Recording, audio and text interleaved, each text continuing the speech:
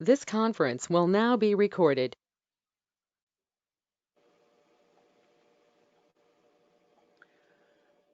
Okay. I need a mover and a seconder, please, to open, and I can't see all of council, so you will have to state your name tonight.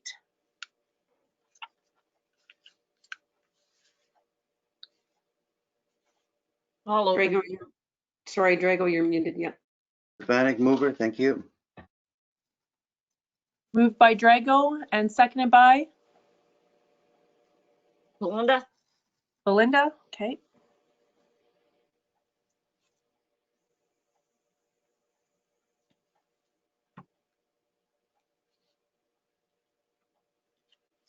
Moved by Drago Stefanik, second by Belinda Kistemaker. Be it resolved that we do call this regular meeting of council to order on Wednesday, October 21st, 2020 at 6:05 p.m. All in favor? Yes. Yes. Okay, Yes. that's carried.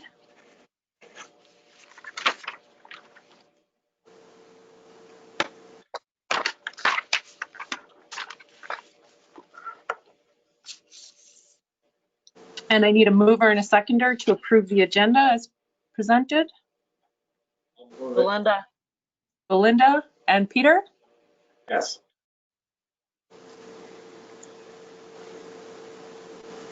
And that's moved by Belinda Kistemaker, second by Peter Kistemaker. Be it resolved that council does hereby approve the agenda as presented. All in favor? Yes. Yes. Yes.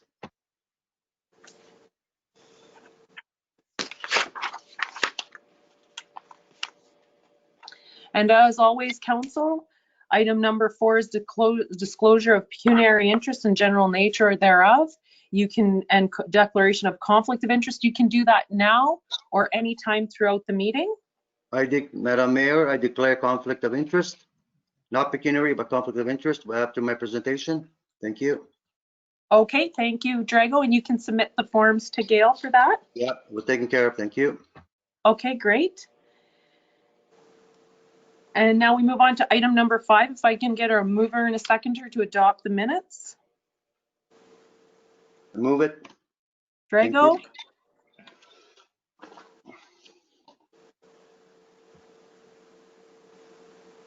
I'll second I'll it. second it. Belinda. Moved by Drago Stefanik, second by Belinda Kistemaker. Be it resolved that the Council of the Corporation of the Township of Hornpain does hereby adopt the minutes of the regular meeting of council held on Wednesday, September 16th, 2020 as distributed. All in favor? Yes.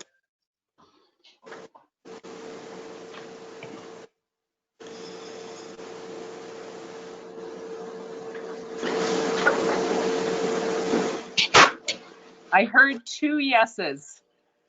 Yes from Peter. Okay, Airport, I can see everybody. Do you want me to give you a nod or something? I can't see you. The only people I see on the screen is Belinda, Pete, and John. So if they use, so if Drago speaks, I'll see everybody. They can use motion. Okay. So that's carried.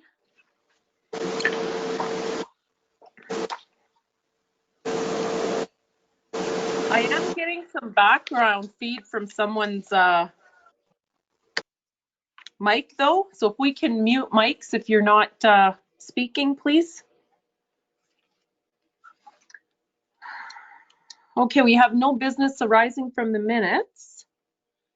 So we'll move on to 7. We have deputation, presentation, tender awards, and open discussions tonight. 7.1, our first deputation is from the Hornpain Community Hospital, request for assistance, emergency generator, and I welcome Heather Jeremy Berube, the CEO of our local hospital, and Drago Stefanik, a Hornpain resident and concerned citizen to this matter.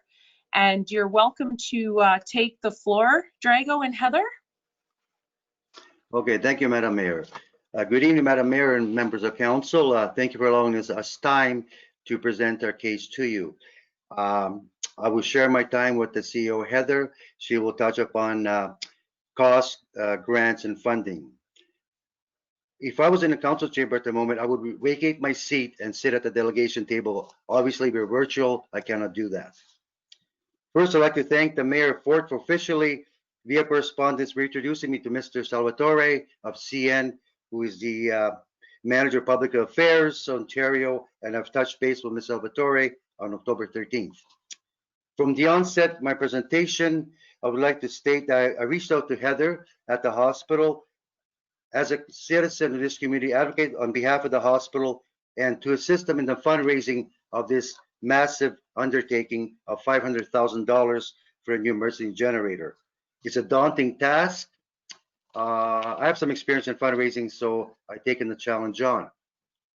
Historically speaking, the hospital CEO approached municipal council in the past 18 months through deputation, letters, or correspondence. Along with the rest of the council members, I also had some questions on the critical path of fundraising and how they were going to achieve that. On August 19th, 2020, I reached out to Heather at the hospital and offered my time, energy, and assistance for the project. She has graciously accepted my offer. September 24th, 2020, I designated and completed a Hornpain Community Hospital Logistic Plan for fundraising for the emergency generator. It's a document of 9 pages. It's a blueprint, how we'll proceed, when we'll proceed, and how we'll tackle this project. And we have any negativity towards it or positivity. The fundraising project committee consists of CEO Heather, Finance HR Linda, Council Peter Kistemaker, board members, well, Council Rep, Lorraine Stefanik, a community volunteer, Donna McGinnis from the hospital, and myself as a chair. Basically, I'm asking respectfully the council to assist us financially through NWMO funding. We discussed this issue approximately the last 18 months. We were looking at $50,000 to kickstart our major fundraising drive. The fundraising that we proceed as council, gracious enough to give us the $50,000, it would also give us the leverage when we were asking different businesses and companies to potentially give us some financing towards the emergency generator. I know it's not very sexy to fundraise for a generator, but it has to be done. It's needed, and I am committed, as the rest of the members of our committee, and I sincerely hope that the council looks at us in a positive light. Thank you, and I will pass it on to Heather. Thank you, Drago, for taking on this, as you said, massive project. And thank you, Mayor Fort and Council, for allowing us to make this presentation. As Drago stated, this has been a project that has been on the radar and on the go for the last 18 months. We did come to Council in February of 2019, I believe it was, requesting some assistance. At the time, not knowing what the actual cost of the project was going to be, and that information actually didn't come until an extensive engineering study of the entire building and its internal electrical system, which we received August of this year, I believe. So in the meantime, we had been working on applying for grants. The generator is specifically classified under what's called hospital infrastructure funding, which we applied for in 2019, did not receive for this particular project, and then applied again in May of this year, and we were grateful to receive $500,000.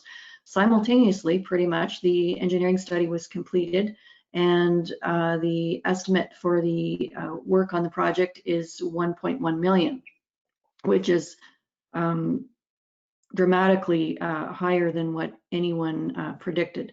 Apparently, the price of cabling and copper supplies and the things that are required to bring this up to code within the building, outdoors on the pad, as well as the enclosure, has dramatically increased post-COVID, as everything else has.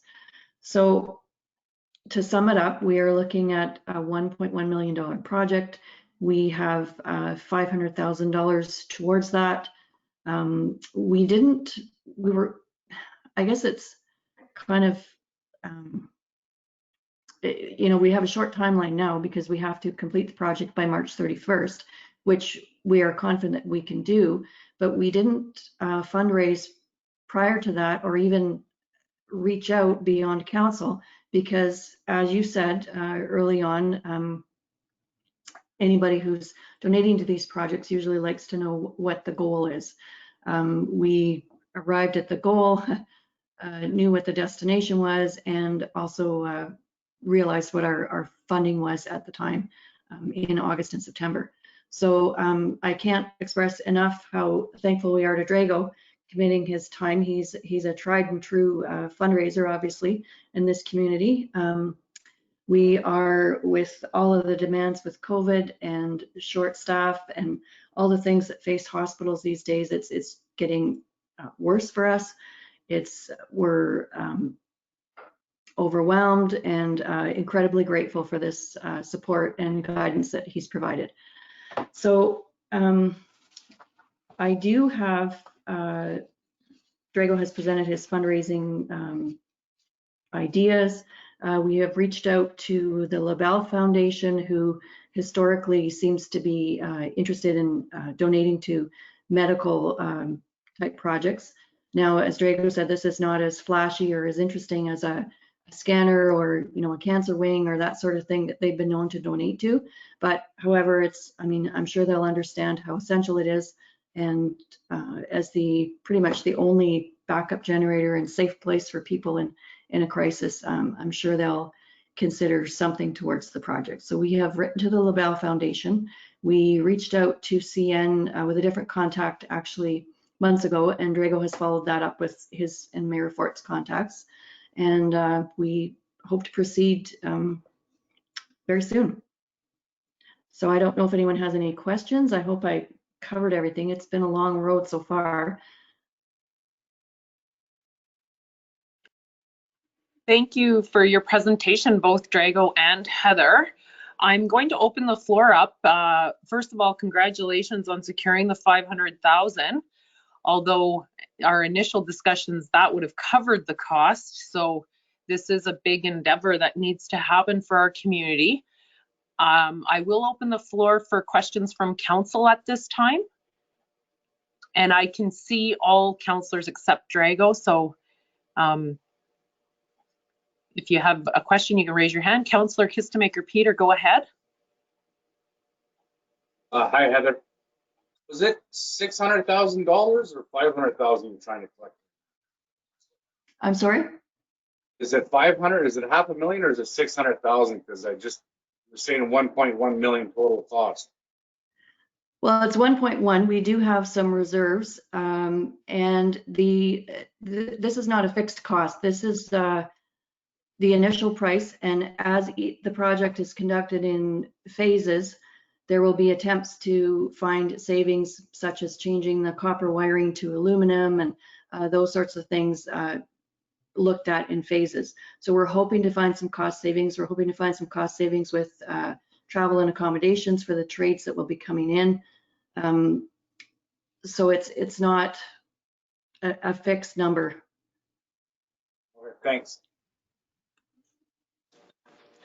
Any other questions from council?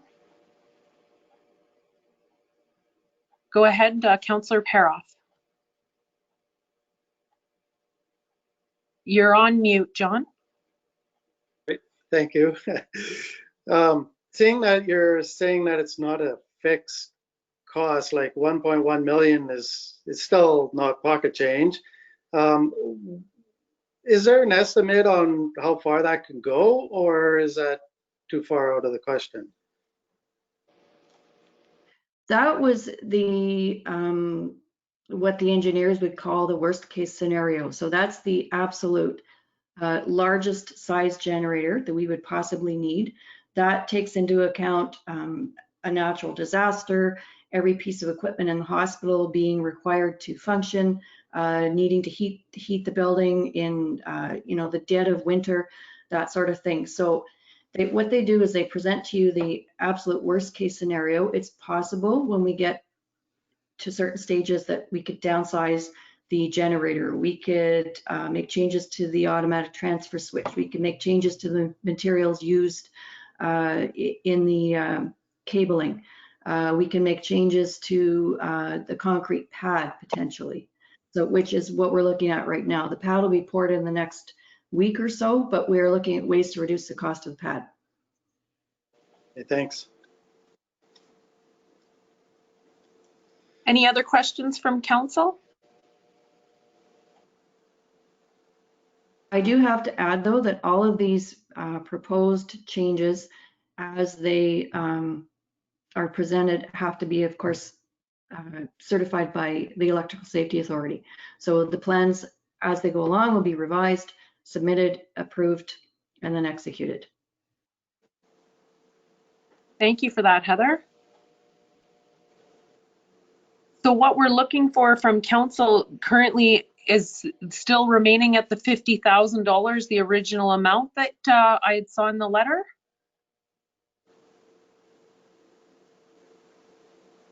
Council Uh, Gill, That's a yes.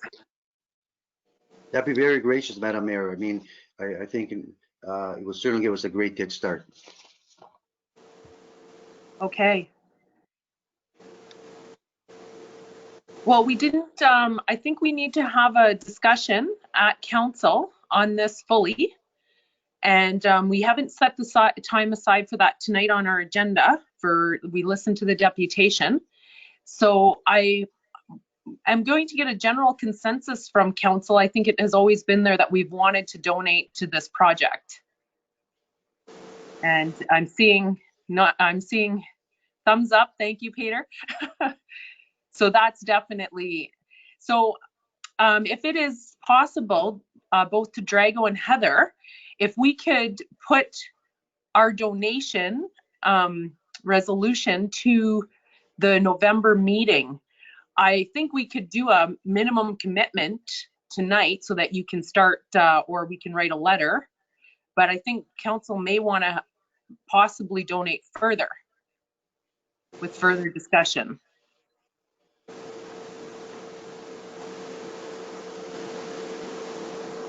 I put that out to council right now. Does that sound like a good game plan moving forward? Go ahead, Councillor Kistemaker. Belinda? But the $50,000 is given to you from the township portion. Would you be able to use that money to make more money to put towards your project? If you could somehow make that money grow? That's to Heather. Is that question to Heather? Okay.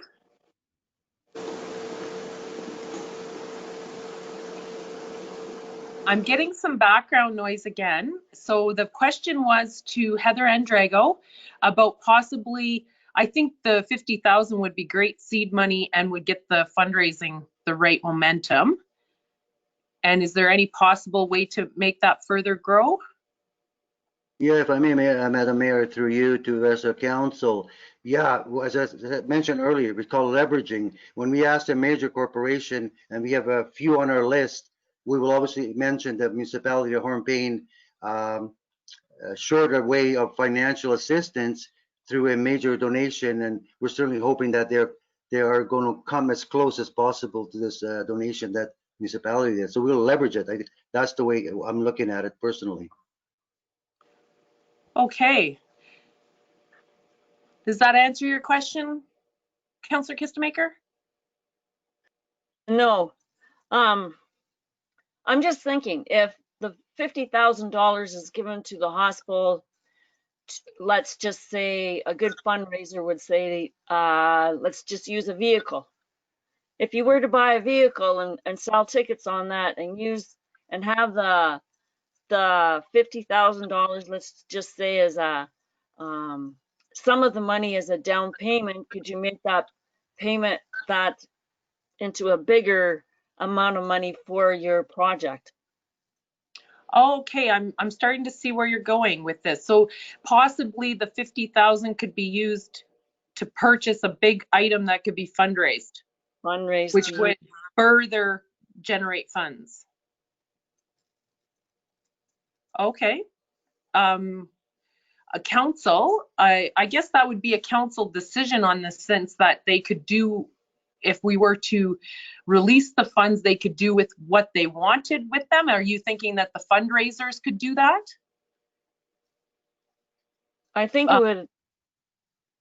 I think it would help get that 500,000 that they need. Right.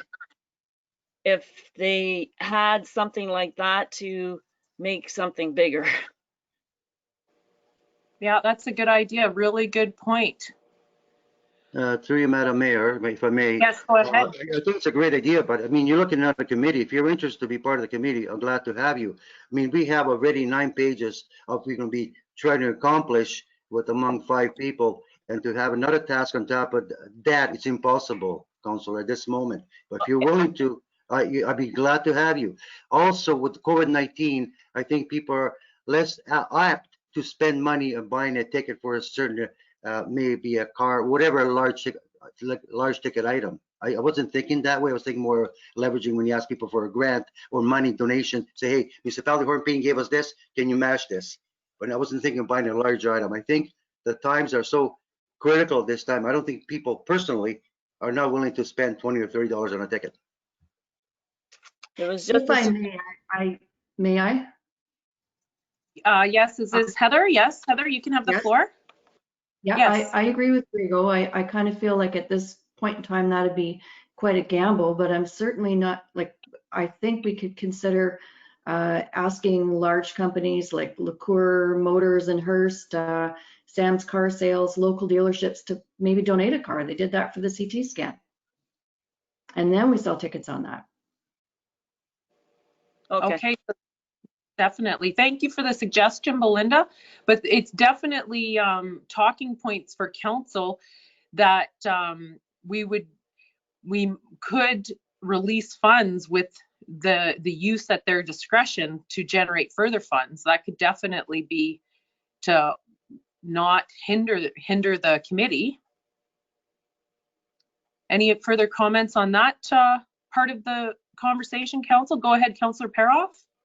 I'm kind of in favor with you there that maybe we should take what we learned here today and look at Drago's 9-page report that he made and have a conversation and kind of a council conversation over it. Because there's a couple questions that need to be clarified a bit, and I think they're probably within that report Drago made. That's my comment. Thank you, John. And I have a question for Gail. Gail, what would be the best way to give our support so that the committee could get started on fundraising, knowing that council is going to back them with a certain amount of money, a substantial amount? I think if you'd like, I can just send a letter out saying that it's going to be formalized at the November 18th meeting would suffice. That On would our suffice. Yeah, I just don't want to hinder the committee that they can start working and with the rest of their fundraising initiatives. Drago and Heather, would that suffice for now? And then we could have a formalized resolution for you at our next meeting? Yes, I think so. Any further comments from Drago? No, none. Thank you. None? Okay. Thank you so much. I'm looking forward to celebrating with you when this generator is finally installed. And I know that you're in good hands, Heather, with Drago helping in your committee. And I thank you for presenting to council tonight. And I look forward to getting a resolution out with all the ways that we'll commit in November. Thank you, Cheryl. Thank you, Drago. And council. Thank you, council. Thank you. Peter, did you have a comment? Kistemaker? No? Okay.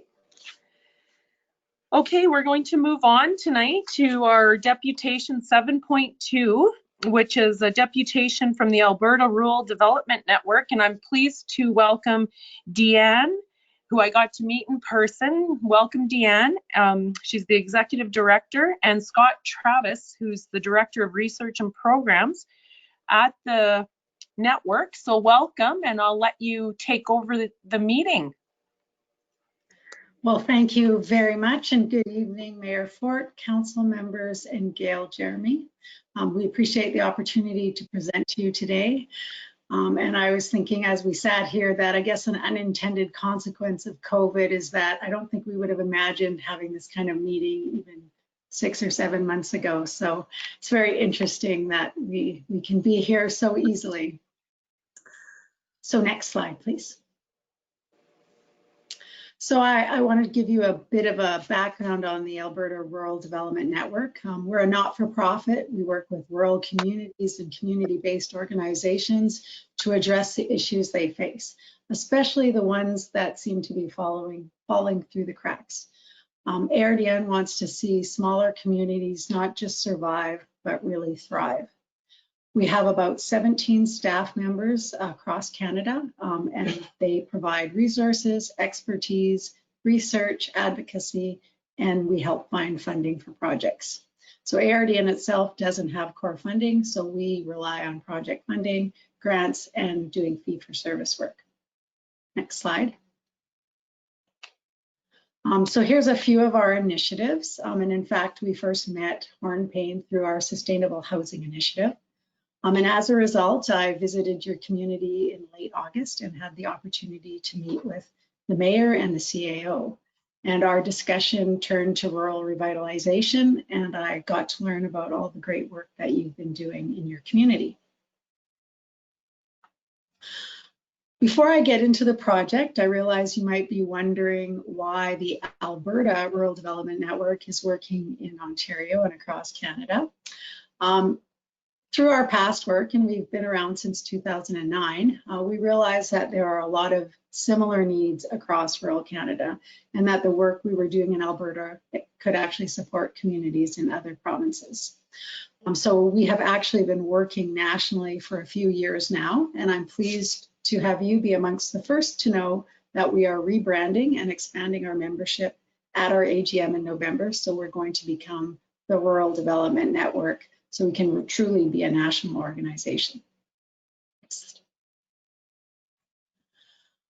I also want to be very transparent and tell you that while we have worked on a number of initiatives, we haven't done this specific type of project before. However, in our previous work and our quest to identify and fill gaps, we often have delved into new areas. And I wanted to give a couple of examples. Several years ago, we recognized rural homelessness was an issue, but there was no data. It's a very hidden problem. There were few supports. Governments weren't very interested in it. So we developed a guide so communities could estimate rural homelessness very efficiently and effectively with limited resources and collect that data. And we have personally worked with communities to do estimations in over 20 communities, and we're doing another 28 this fall. Also, when we realized about 2015 how difficult it was for small communities to build affordable housing, we created a comprehensive guide to building affordable housing and started working with smaller communities from the ground up so that they could build affordable housing. And as a direct result of that work, in Alberta alone, over $100 million has been invested in building affordable housing to tackle the homelessness and affordable housing issues. So we weren't experienced when we started it, but we gained the experience and were able to make a difference. Next slide. So rural revitalization and Hornpain. Well, we know that communities large and small all across Canada are invariably engaging in planning of all sorts. Almost all of you spend a lot of internal time and resources, a lot of staff time and energy creating plans, and many small communities are even hiring consultants to help write the plans.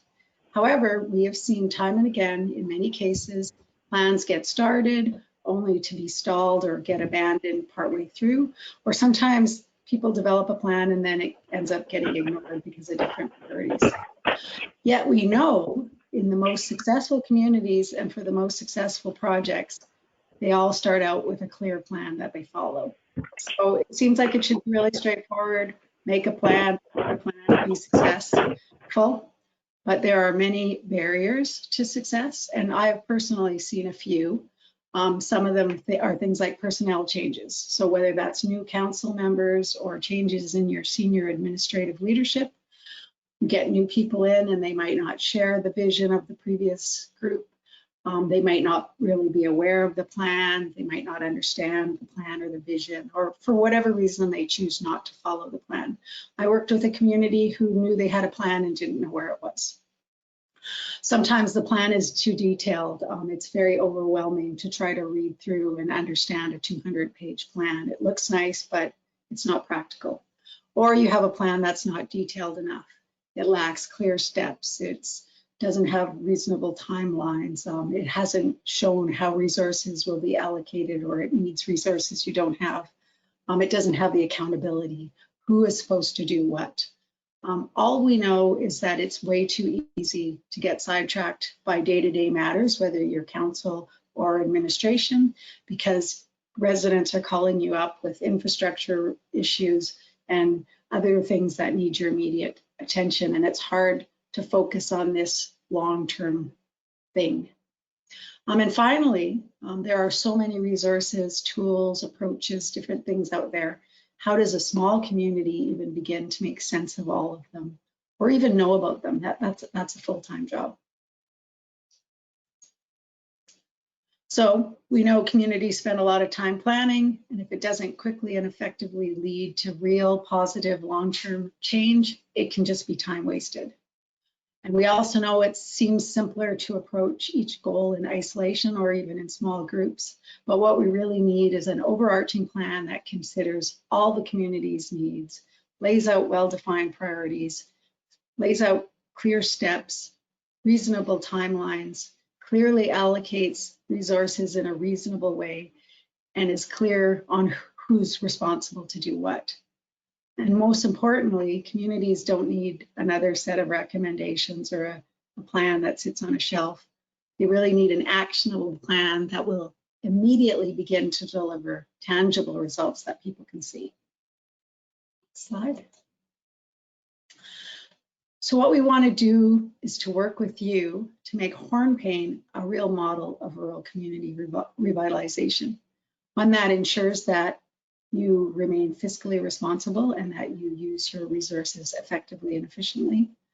One that builds on and implements your other plans and creates a truly integrated municipal revitalization plan. And one that implements very specific actions and activities that you can easily do to show fast and measurable results. So some of the specific things we want to do with Hornepayne, conduct community consultations so your residents understand the issues. They have the opportunity to tell us what they want to do and what they want to see so that they can share their ideas, and also to allow them to weigh in on potential solutions so you get buy-in. We also will do an environmental scan to see what's out there. So we'll gather all those many tools, resources, and approaches that exist in the world, make sense out of them, and then cherry pick the ones that will work best for Hornepayne. And also we want to work with you to find solutions to your unique challenges, like how do we overcome the specific barriers that are preventing more people from making Hornepayne their home. Next. So here's a real quick visual summary of the process. So to start with, there'll be a lot of information gathering, planning, and consultations where priorities will be determined. We'll turn all of that into a really actionable plan. We'll quickly implement some actions that have real results. When the community sees real results, it should hopefully galvanize them and get them further involved and more excited in Hornepayne's future, and hopefully be more supportive of more changes in the future. And finally, we want to be able to document the whole process and create a guide that other communities can follow. Now I'm going to hand it over to Scott. Thanks, Deanne. So in addition to Deanne's overview of the project, I thought I could talk more about the details of the activities themselves. The project would have two key deliverables. The first, of course, would be the suite of individual research services from ARDN that would make up later the holistic revitalization plan for Hornepayne. This includes a lot of the work that ARDN has extensive experience in, but we may not have employed them simultaneously and in conjunction with one another in the same community. After documenting the creation of this revitalization plan, we would take those results and lessons and use them to create a guide which would be scalable and available to communities across the country with Hornepayne as the model. It's important to look at different topic areas together if we're going to take a holistic approach and not any in isolation. In the proposal, if you had a glance at that, you notice there are quite a few key areas that would need to be pieced together. But more importantly than covering them in conjunction, you would want to understand which feeds into the next. So which is a priority area that is going to be able to inform later steps in the process. We propose a phased approach. As outlined in the proposal, we would like to begin the work by focusing on economic and workforce development, as well as marketing and branding for the township. And we're doing this for a couple of reasons. First, this would allow us to focus on the areas that would have an immediate and easily measured impact. And we also want to align with Hornepayne's existing plans. We understand that Hornepayne is planning for marketing and branding in 2021. So this would be another reason to start here. And for that phase specifically, this is what some of the proposed project activities would look like. Some of these activities could be done concurrently. So once funding is secured, we would be able to kick off the project and then begin. Many of those activities involve mapping out some of the gaps in the community and the need. We really believe that it will be critical to hold community consultations and try to engage the community at large as much as possible. This has been our experience when we're developing approaches to solving problems in rural communities for other work that we've done. And not only is it going to inform our work for phase one, but it could also reveal future directions and subsequent areas of study. So it's all coming back to that idea that some things are going to lead into others, and it'll be up to us to put our heads together and figure out what that order should be. In terms of funding, ARDN would work with Hornepayne to seek funding from a variety of sources to pay for three things in particular. The first would be ARDN's role in the project, so providing capacity on the research and implementation end, as well as putting together the model at the end of the process. There would be a project coordinator, ideally, someone on the ground in Hornepayne who could assist with coordinating the engagements and as well as documenting the process as a whole.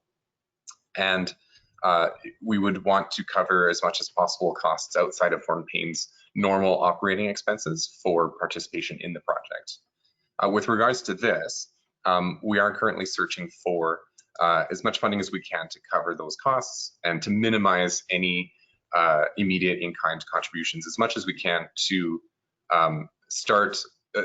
Ideally, we're going to start with smaller investments in that phased approach so that once we see some progress, we can move forward with larger investments once the project demonstrates some good returns. So essentially keeping that risk down as much as possible. So this will be a really key piece, and we're exploring it thoroughly before we dive in. And but I'd like to turn it over to Deanne, who can talk about some of our desired outcomes from the project.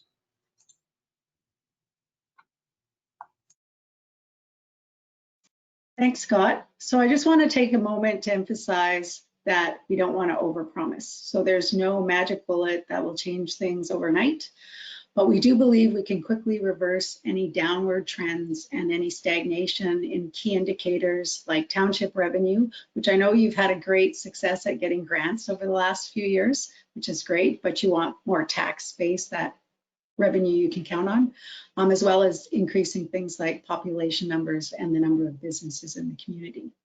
We know that success begets success. So with good planning and implementation, and if we start improving a few areas, that will more easily lead to improvement in other areas. Next slide. So what are the next steps? I understand you'll be looking at doing a council resolution this evening. If that passes, ARDN will start fast and furiously looking for appropriate funding opportunities, applying to them with Hornpain and trying to obtain funding. And then once we receive some funding, we'll take a phased approach, as Scott mentioned, to minimize the risk and maximize the return on investment. If you are going to invest money, we want it to be a small piece of the pie, and we want you to see really good returns on that investment. So the last slide is just thank you for the opportunity to meet with you all this evening, and I really enjoyed my visit to Hornpain back in August. It's great to actually spend a little bit of time in a community, and we'd be happy to answer any questions you might have. Thank you so much for your presentation, Deanne and Scott, and it was a great pleasure to meet you. And I just want the council and the residents and all of those that are on this meeting tonight to know that Deanne was traveling on the Southern Highway, Highway 17, and made the way up into Hornpain for the meeting and back down on her travels back out to Alberta. So I thank you for that, Deanne, and just setting the meeting up with us and reaching out to us. And I really appreciate this report. So I'm going to open up the floor to council. And if we could stop sharing the screen of the report, that would be great. And I'll be able to see everybody again. Thank you for that, Scott. And if I can open up the floor to council with any questions for the deputation tonight.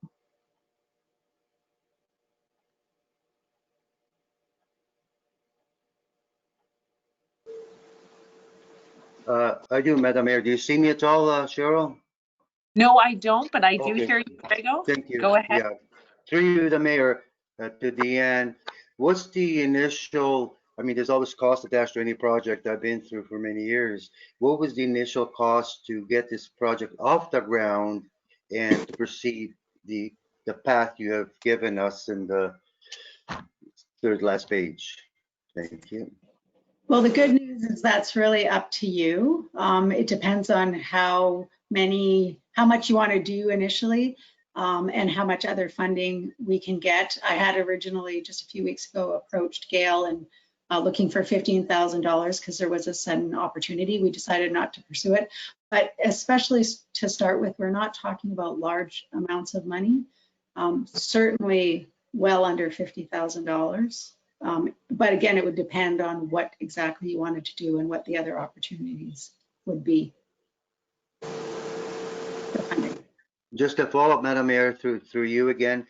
So you say, let's assume an initial commitment is 50,000. It's the assumption. How much further into the program be further financial commitments for the municipality, please?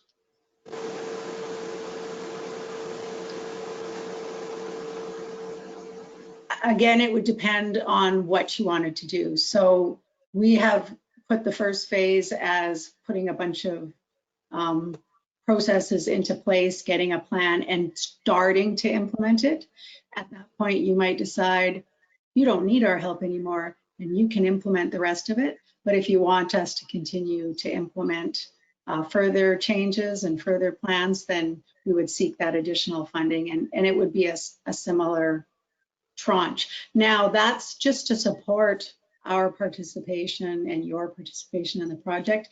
Of course, if there are specific things that you need to do and, build a building or whatever, that would require finding separate funding. So let's say, because I'm going to speak for the sake of simplicity, you wanted to build affordable housing, because I know that's something you're looking at. That would be an entirely different funding tranche. But if you wanted us to work with you, then we would work with you to help find that funding. And that's certainly something we have a lot of experience with. Some things we'll have a better background in than others. And it may or may not be appropriate for you to work with us or somebody else. Thank you. Thank you, Anna. Councillor Paroff, did you have a comment or a question? Yeah, okay. Thank you, Mayor. I guess what I'm wondering is there, you guys have been up here in August and we've been talking to ARDN for about a year or so. Where do we start? What would be the first thing to look at with you guys? If we chose to work with you guys, where would we start to look at? Well, I'm going to sort of answer that in two ways. I mean, part of the initial process is to figure out what are the things you want to do first. But as Scott outlined, we would probably look at things like marketing and branding and economic development, because those are things everybody can relate to and see a change in, right? So if you rebrand and market yourself, that's you got a really clear outcome there. If you're improving your economic development, then you're seeing new businesses come to your community. You're seeing some kind of economic prosperity changes. So those are really easy to measure, and then you can say, okay, we see that. Some of the other things, you build affordable housing. It's not as clear immediately. It takes a long time. It's a longer game. So that would be our goal, to look at everything that you've done, because of course we've only done a very preliminary look, and then working with you, figure out what are the most obvious first steps and what makes the most sense for your economic investment, what it's going to get you the biggest bang for the buck. Okay, thank you. Any further questions from council?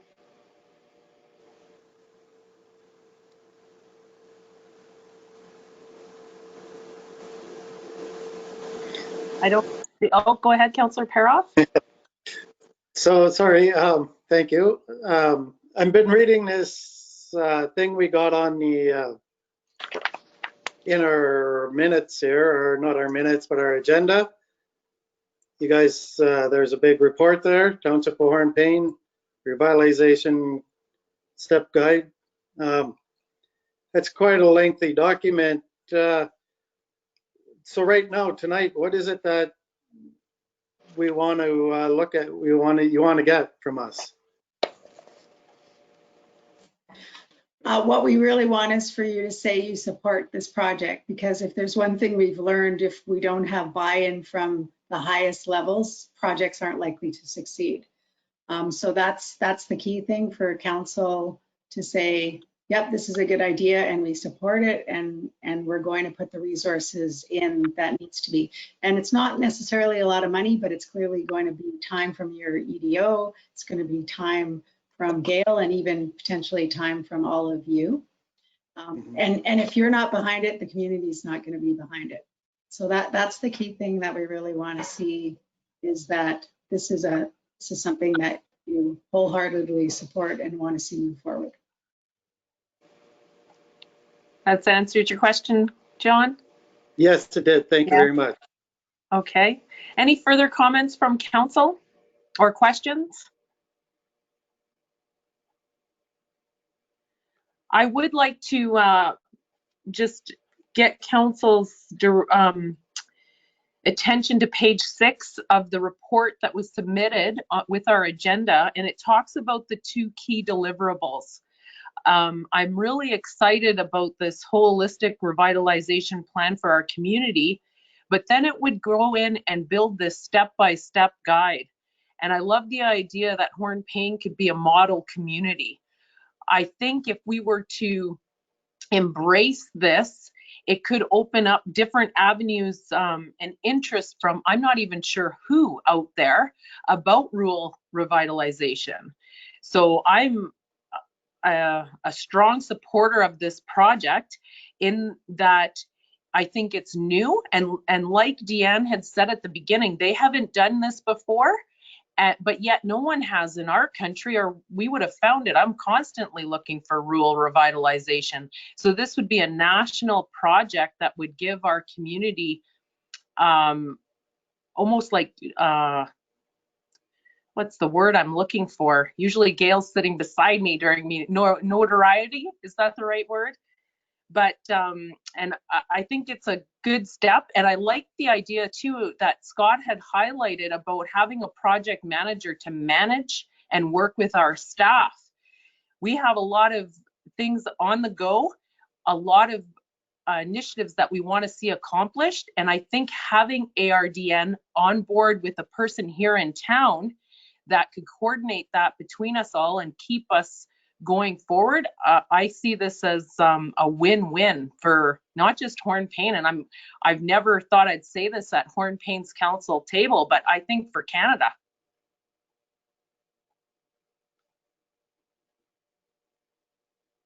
Any further comments from council? Go ahead, Councillor Kistemaker. Belinda? So all the items that you listed of interest that we could be looking at, I know over the years have been part of so many things that, so many reports. What I do like about what you're saying is if you looked at all the reports, if a project manager was to look at it, they would be looking for gaps that we've missed, or all of our stuff is, there's a lot that's been repeated over and over again. We haven't got anywhere. If someone could, from outside, could look at that information and tell us if we're on the right track, if we missed something to close those gaps, I'm for it. So we can push forward and to be a model community, I love that idea. That's me. Thank you, Councillor Kistemaker. Any further comments from council? Yeah, I do, Madam Mayor. Councilor Yes, Stefanik. go ahead, I Greg. agree. Thank you, Madam Mayor. Excuse me. I agree with the phase one. I think I like the phase approach. I like to see action and results and what the results are at the end. So I would be buying into the phase one. I agree with the mayor. Then we have to reevaluate it, recheck, and see what our path is taking us. As Councilor Kistemaker states, yes, I lived here 36 years. I worked for municipality 26 years. There were reports, I would say, in 36 years, about 100 reports that were done. Some are redundant, some are collecting dust, some were lost, some are burnt. So yeah, there was many reports in 36 years. Nothing happened to them, but the bottom line is that municipality spent money on them. So that's why we're going to phase one approach. Let's see what the results are, and we could work from there. Thank you. Thank you, Councillor Kistemaker. Any further comments? We do have, staff did prepare a motion for us, and we can change it as we see fit. Would council like me to read that out now and we can have a discussion on that? Yes, okay. So the motion reads,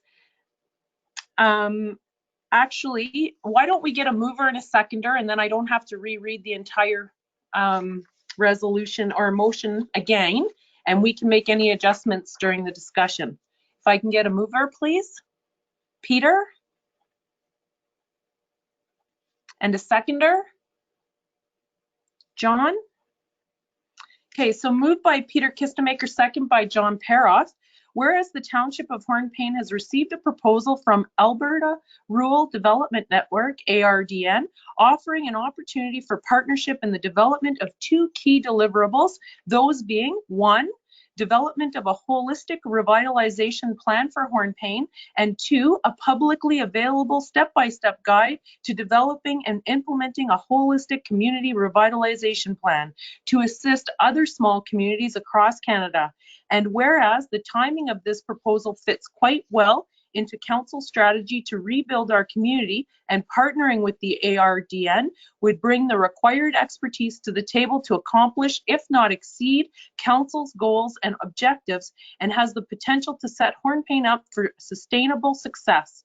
And whereas council recognizes that there will be some cost incurred and staff time required related to this potential project, therefore, be it resolved that the Council of the Corporation of the Township of Hornepayne does hereby commit to working with ARDN to seek funding to make this project possible, and if such funding is obtained, to enter into an agreement with ARDN for the proposed work program outlined in the attached proposal.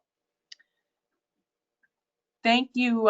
Any comments on that? I think that's a well-written, it doesn't hold us to anything. We're going to get some funding, and I think it also is well-written in support that we're excited about this. Is council in agreement, or is there further things we need to add? Councillor Paroff?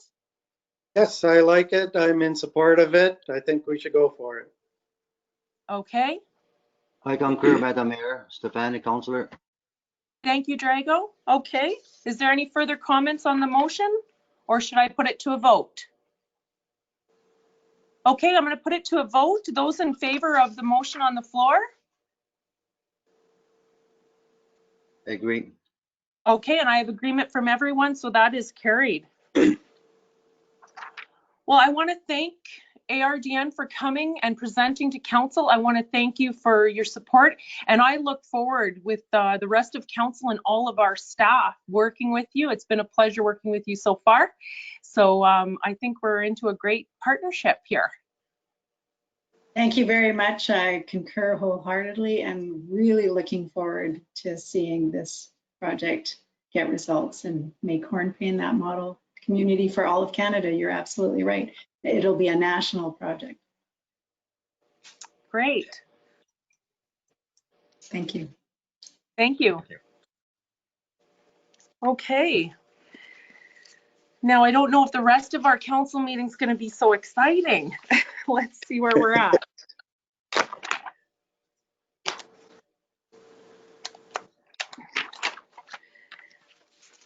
And now I shouldn't have said that. We're coming right to managers' reports, and they've done so much work that I'm regretting even saying that. I apologize to all of our staff. And I can see all of the councillors now online, so I'm not sure who switched up the screen for me or did something, but thank you. Okay, so moving on, we're on to managers' reports. So I'm going to, if I can get a mover and a seconder, just to open the motion, please. Drago and John. So moved by Drago Stefanik, second by John Paroff. Be it resolved that the Council of the Corporation of the Township of Hornpain does hereby acknowledge receipt of the manager's reports provided at the regular meeting of council held on Wednesday, October 21st, 2020. And our first report is the CAO report. And I will ask, Gail, do you have any comments to your report before I open up for questions or comments from council? Nothing in particular, I don't think. Just that it's been a really busy month, as is evident, I think. And I think we're all energized by the work, although sometimes tired. But it's all exciting stuff, and I'm really looking forward to working with ARDN. I think that's going to be a really, really exciting project, and I think we've found the right people to help us out there. So no, I don't really have anything in particular, but I'll take some questions if there's any. Okay, thank you. Any questions for Gail? Councillor Paroff, go ahead. Yes, thank you, Mayor. Gail, in your report somewhere, I'm looking through it right now, but you talked about the IESO, and I wrote myself a note here. Did the IESO renew the Becker Cogen agreement for another 3 years, or did I not read that right? No, no, I'm just trying to think of what it was that, no, I just said that we had a meeting with Hornpain Lumber, and we were discussing again the establishment of a rail spur and still providing them support for the extension of the contract. So no, not yet. Oh, I think, John, I can intercede in there for you. The renewal that you're looking at, we're on page 2, the third paragraph from the bottom of Gail's report.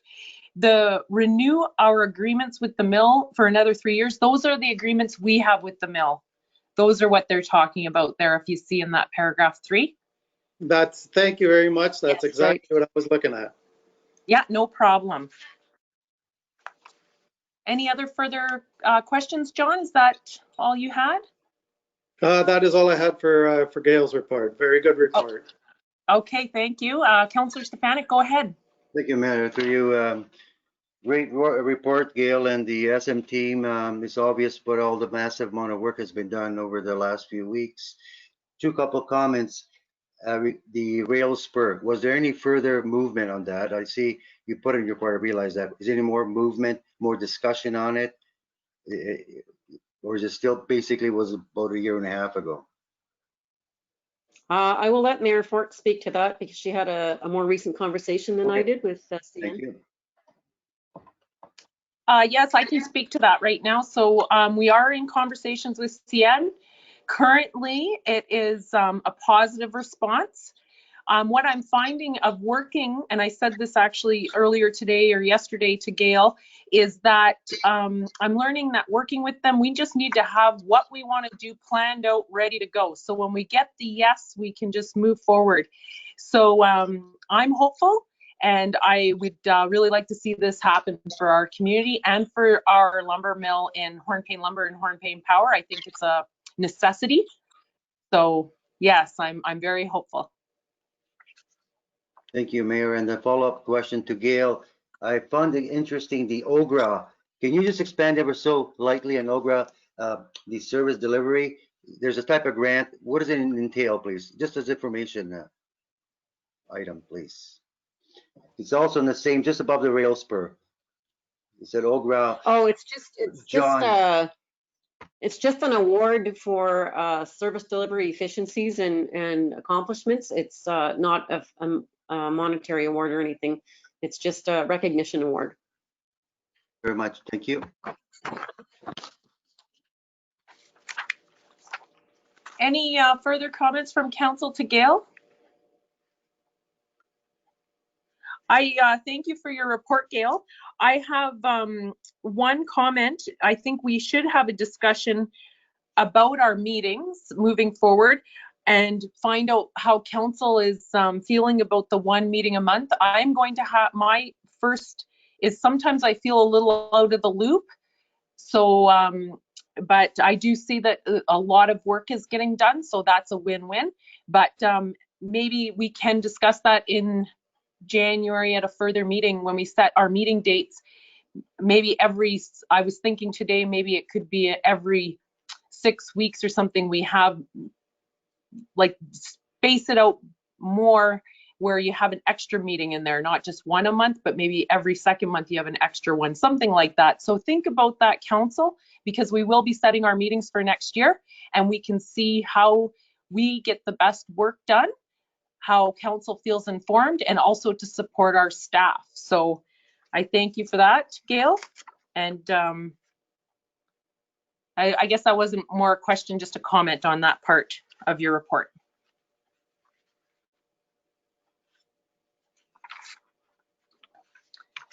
So any further comments? Okay, thank you, Gail. And the resolution for the contact information that was with your report. So should I be passing that now or Sure. calling to pass that now? Sure. Okay. So if I can get a mover and a seconder for the contact, updating our contact list for Ontario Clean Water Agency. Peter and Drago.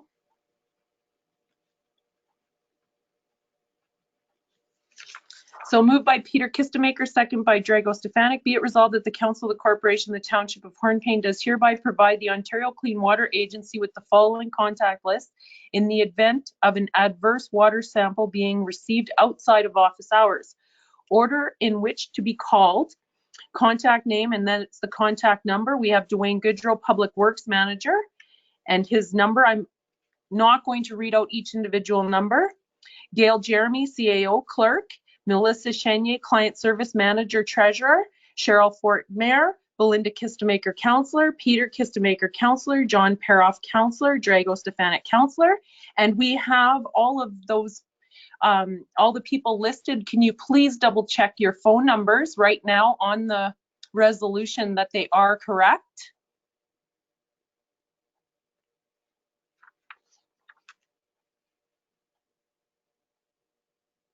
Okay, I'm getting a thumbs up from councillors. That's great. Okay.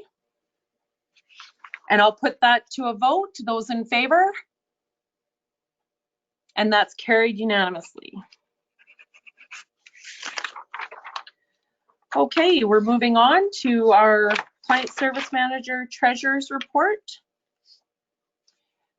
Melissa, do you have any comments that you'd like to make before I open the floor to council? No, I don't. Thank you. Okay.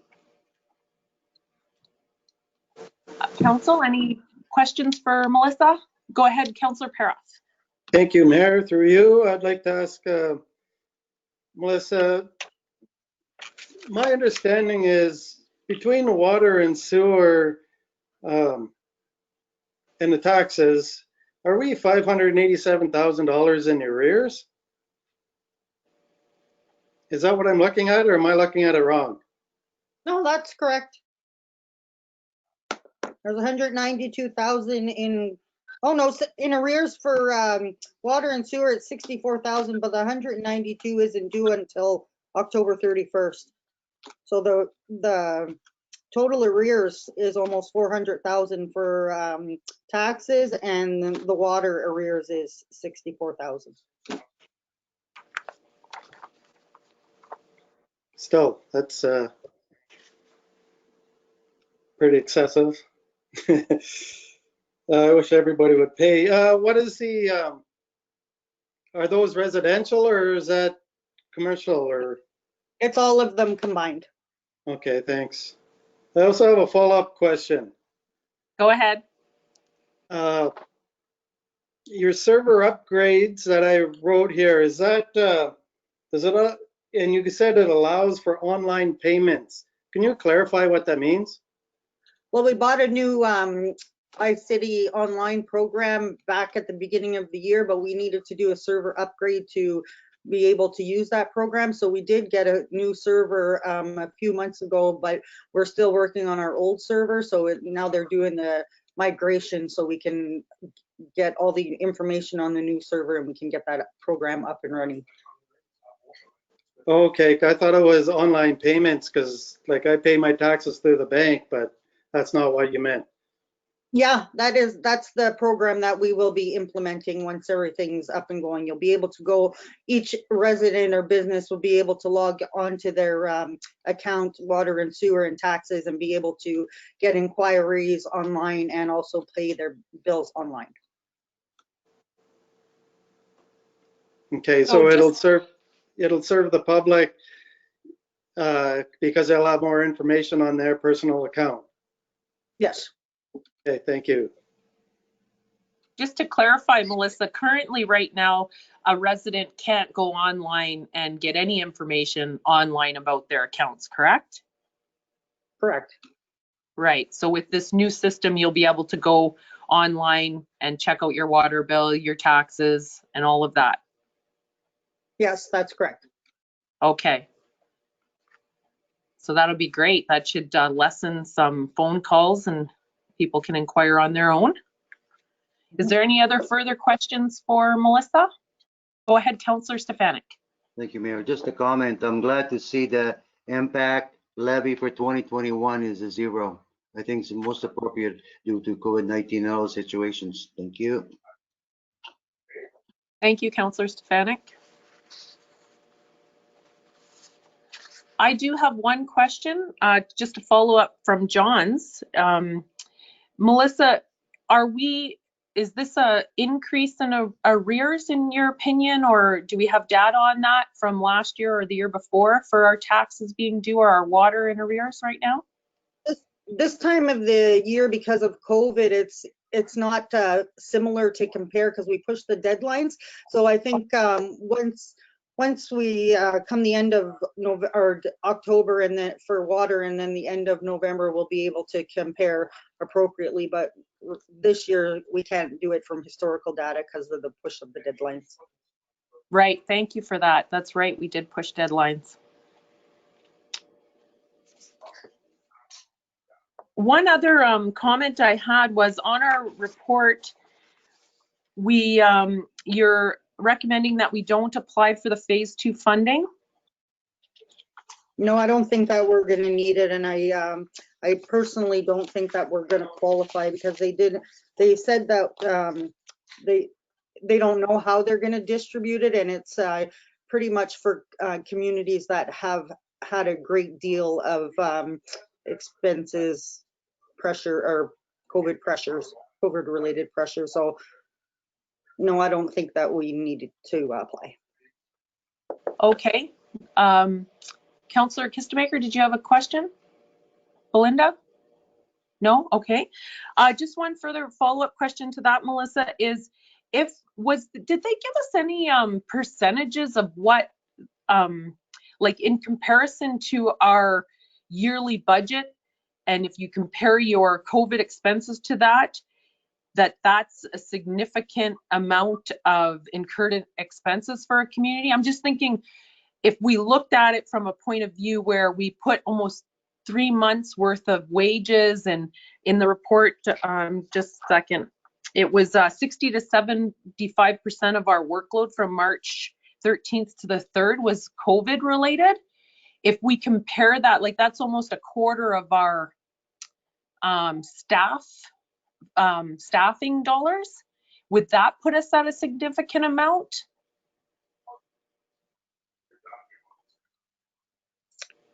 Well, like I said in the report, I don't personally, I don't see that as added expenses. I think the dollars we would still have to pay out those expenses regardless if there was COVID or not. It was just taking away from our time. So in my mind, that's not added expenses, but I guess other people would see it differently, but I don't see it like that. Okay, I'm just, because in those months then we didn't get the work accomplished. Like we weren't doing our work really. Like we were doing our work, but it was because of COVID. So I was just wondering if they had looked at it that way or not. I wasn't sure. So any other further comments from council?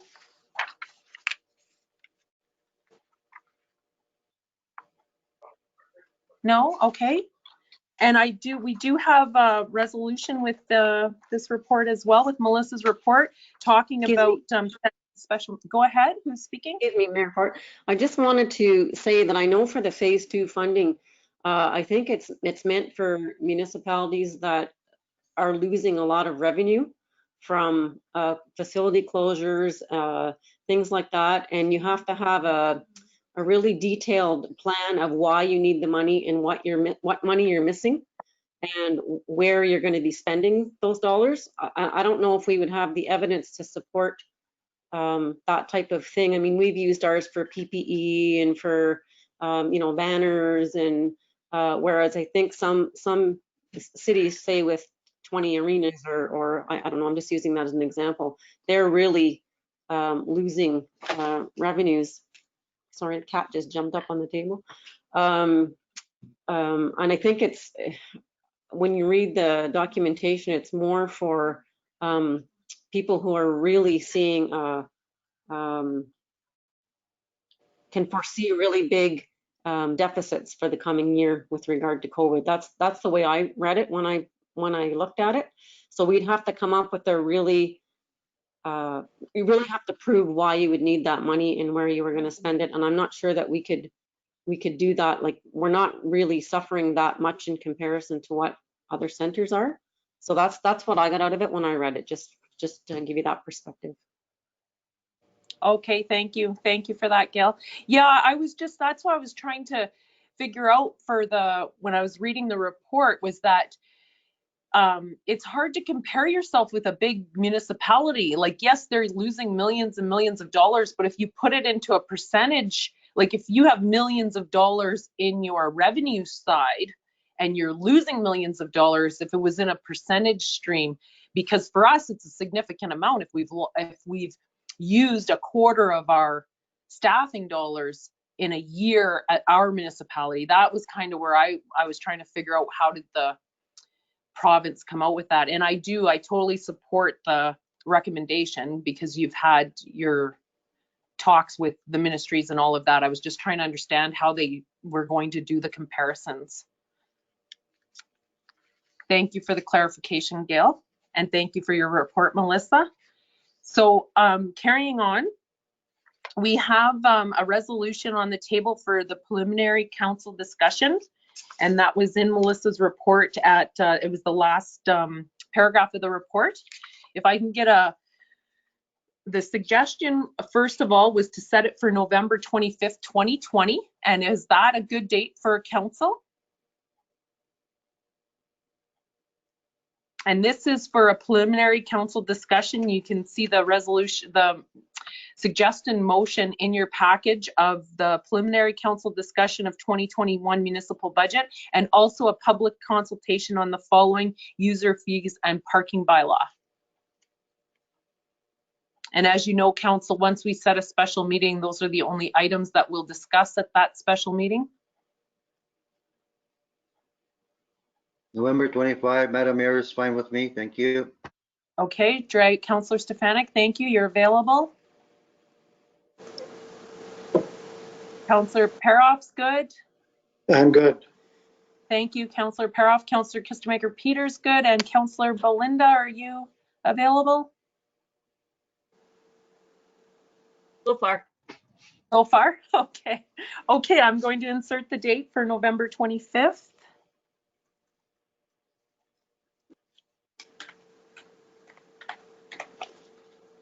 And I just, before I just have to say, it is very difficult this evening. If I seem like I'm off my game, I'm only seeing 6 people on the screen, and it's a whole different setting. I'm down here in council chambers and I'm not in my computer. I'm looking at my phone. So it's a learning curve for me tonight. So I apologize, and please don't take any offense to anything that I look or anything.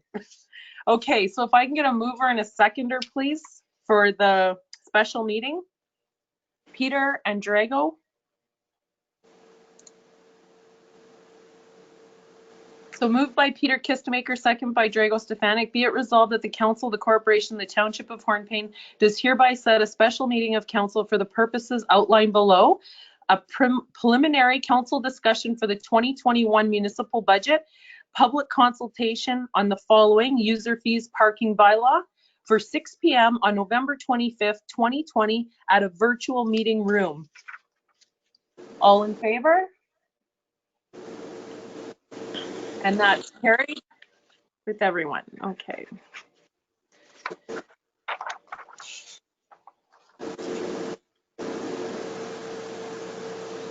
And we're moving on to our next report, which is our Public Works Manager, Dwayne Goodrow's reports. Dwayne, do you have any comments or things that you want to say before I open the floor for questions? Dwayne is actually on vacation this week. Oh.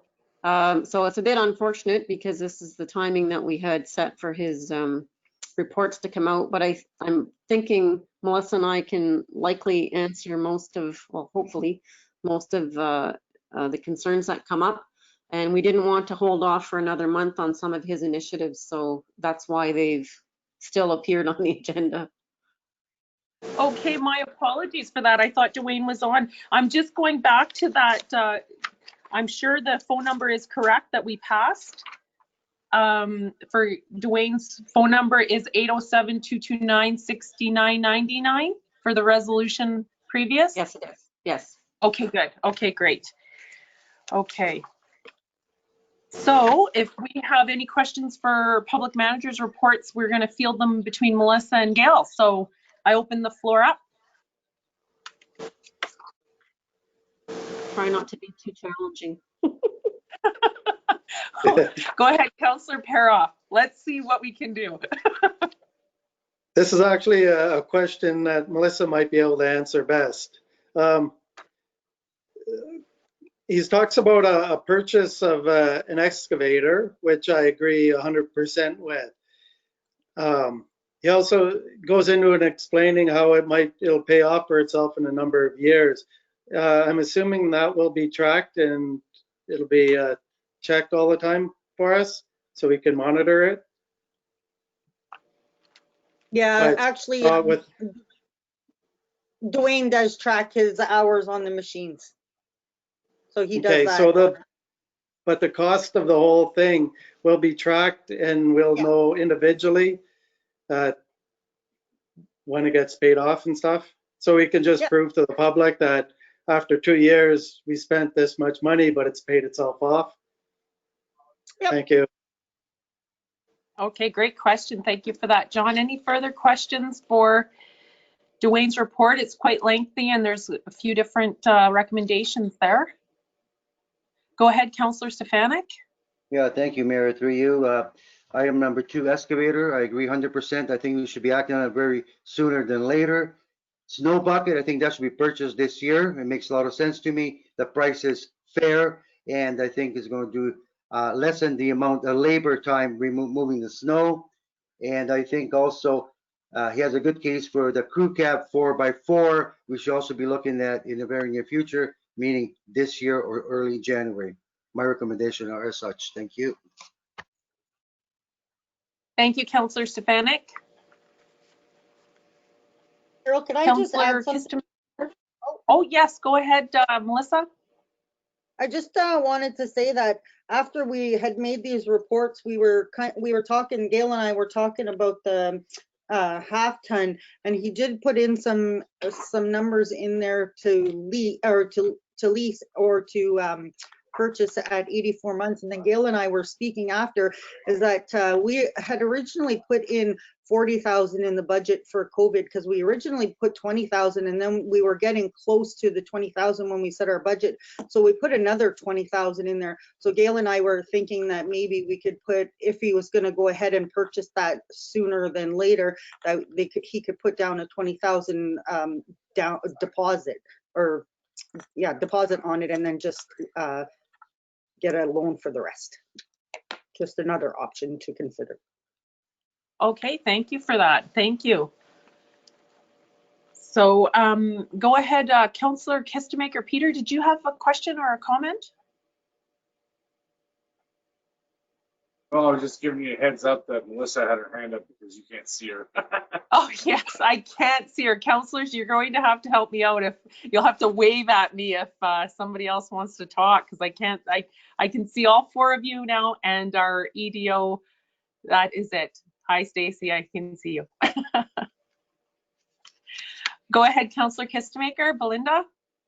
Just one question. In Dwayne's report, one of his action items, he talks about PWD, Public Works, DVIR equipment inspection scheduled. What's that? What's DVIR mean? Okay, we're on page 2 of Dwayne's report, his initial report. I'm gonna have to look that one up. Driver and vehicle something. It's like I don't know if it's something like CVOR. Hang on one sec.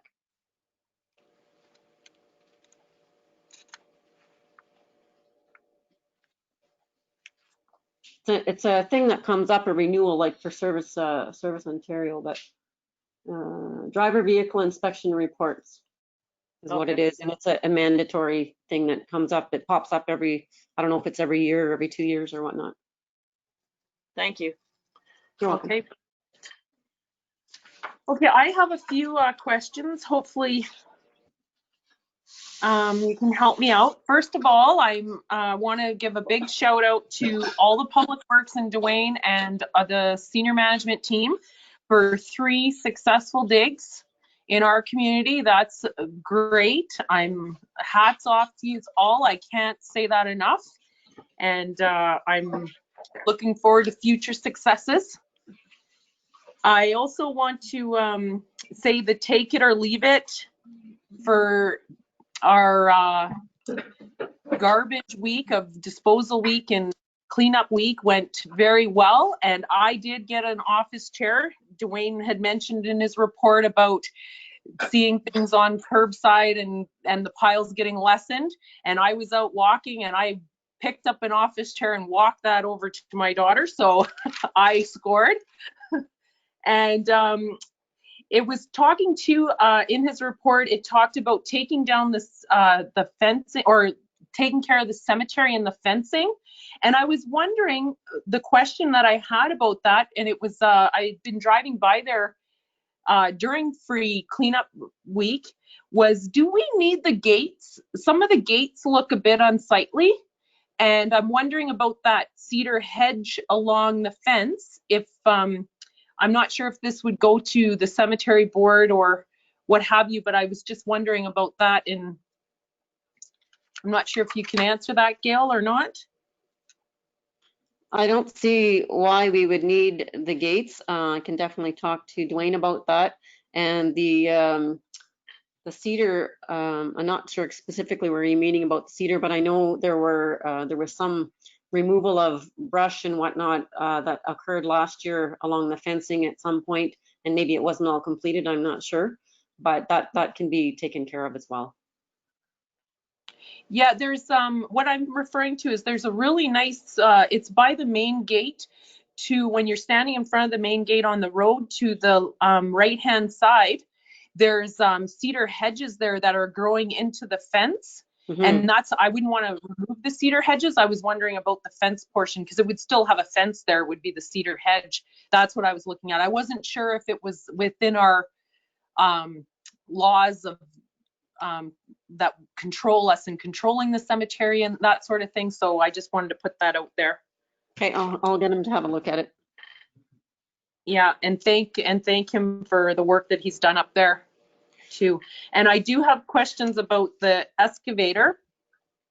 So I just had a couple questions between the used and the new. I'm totally in agreement with the rest of council that we've made known that I think this is a great idea for our community to have our own excavator. But I was wondering, because the price difference between the two was, if we go to the high end, we have the difference is 110,000. So then I started thinking like warranty costs and how used would it be? Like I was kind of looking at that because depending on those variables, I would be more apt to look at something new for something longer term, new. We know if there's servicing and warranty agreements with that. I'm not sure. Maybe some of council might have some information on that. Go ahead, Councillor Kistemaker. That's a good point, Madam Mayor, but an excavator is one of those items that withstand years and years of service with very minimal input. It's not like a dump truck or a sanding unit or whatnot. Those machines are very durable, and worst case scenario, you can totally rebuild them for under $50,000 versus like a sanding unit or a dump truck and that. They have very minimal life expectancy compared to an excavator. Okay, well, I like that. I like that you can rebuild. You said you could rebuild an excavator for about 150,000? No, for about $50,000. Like, 50,000.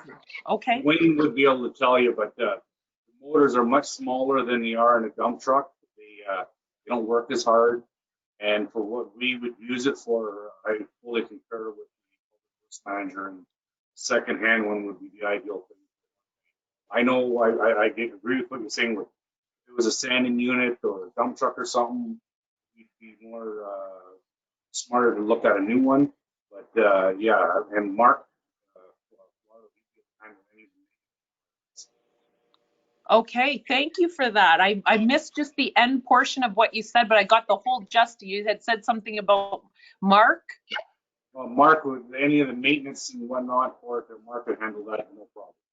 Okay, so with internal staff issues, that could be utilized. Okay, I couldn't hear that part. Okay, well, I'm glad I asked the question because that definitely helps me make my decision. So thank you, Councillor Kistemaker. The other question I had was about the truck. I'm totally in agreement with the snow bucket. Was the truck was why we were going, I thought we had currently had Fords and why we were going to a completely different model. I'm just wondering if it's better to keep one set of models, or are we looking at making a change, or was this just, I'm just not sure. Well, I don't know much about makes and models, but I know that Dwayne felt this was the best value for the dollar, and he was comfortable with that brand that he's recommending. Okay, so I don't know specifically what his reasoning is, but we did discuss it, and he, because I did bring that up too, that our other ones were Fords, and he was he's like, no, this is my preference, and I think it would be better. Okay, well, I'm good with that, and I'm glad you brought that up in your meetings with Dale, because it was just, I trust his decision completely on this, so I'm on board with his recommendations. So the problem is, I just realized in the mix of getting everything ready for this meeting, we didn't do up resolutions for these things after me saying I didn't want to hold anything up. So I don't know. I mean, I can prepare something while the rest of the meeting goes on. We can come back to it if you like, or it's up to you. It just got skipped. Okay, the ones that he wants to move on, I guess they all need a resolution, right? Because we're changing budget amounts, or we're shifting budget dollars. I think it's a good idea, especially for a larger purchase. I just think it's better for record keeping. And the snow bucket for sure, more than anything, is he would like, obviously, went with the snow coming on. But I mean, I can draft something up as the meeting's going on, if you like. I think that would be beneficial. I believe all of council would like to see us move on this. I just need to get some consensus from council. Yes? Agree. Yes, okay. We have agreement, Dale, if you could do that. No, Sure. That's all right. That's okay. Thank you for that suggestion too. So that was all my questions that I had. Just want to make sure I'm on the right page here. Okay, so thank you, Dwayne, who's not here, but Melissa and Gail for fielding questions. And we move on to our Economic Development Officer's report. Stacy Rendell, do you have any comments or questions you want to make to your report before I open up the floor? No, I don't have any further questions or comments. Okay, thank you. I open up the floor for councillors. If you have any comments or questions for our EDO. Councillor, go ahead. Yes, I was just wondering what the status of Name the Three Bears contest is. I think it's on your report here. It's still the HEDC. It's an HEDC project, and right now they haven't had a board meeting. Right, so the judges from the HEDC were supposed to be picked at their next board meeting, and they haven't had a board meeting since COVID started. So this is the issue that's going on right now. Okay, thank you. Because I know people are asking and they're scratching their heads why it's not taken place yet. I had a discussion with Carlo last week about this, and I could actually just go to the board, not at a board meeting, and see if I can get consent from the board to move forward with it that way. I've heard on the street people asking me why the Three Bears contest was a big thing in the summer, and it hasn't happened yet. Yeah, I could do that, John. Thanks. You're welcome.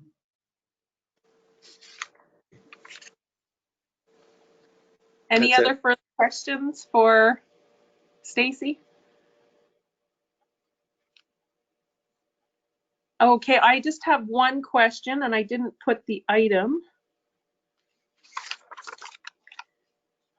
I have Economic Development Fund. I'm not sure which item it was. That's probably the very first item. Oh, there we go. Sorry, I went to the third page.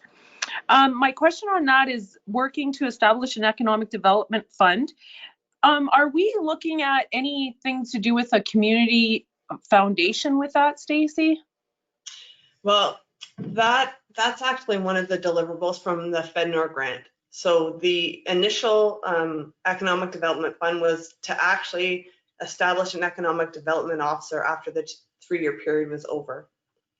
So that was the FedNor deliverable.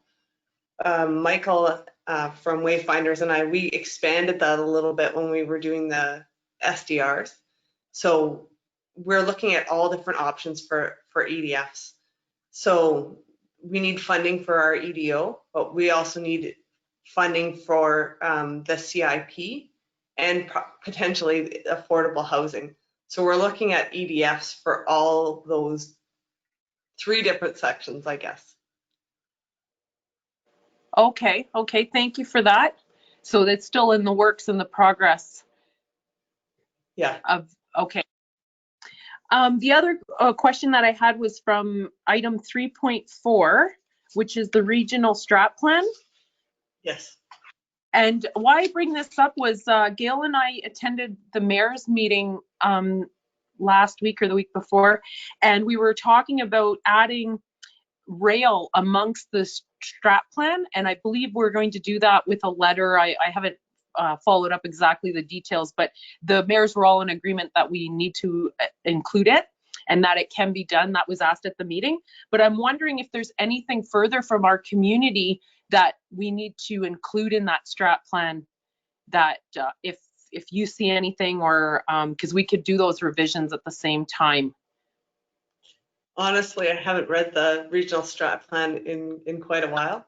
The section we're working on right now is a marketing section. So we've had a few different consultants come in to our meetings, and we're looking at doing a regional marketing plan and looking for funding in 2020, 2021.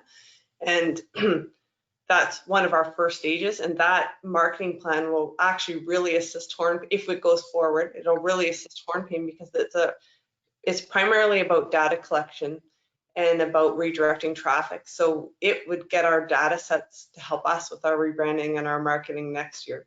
So I think that's a really good alignment.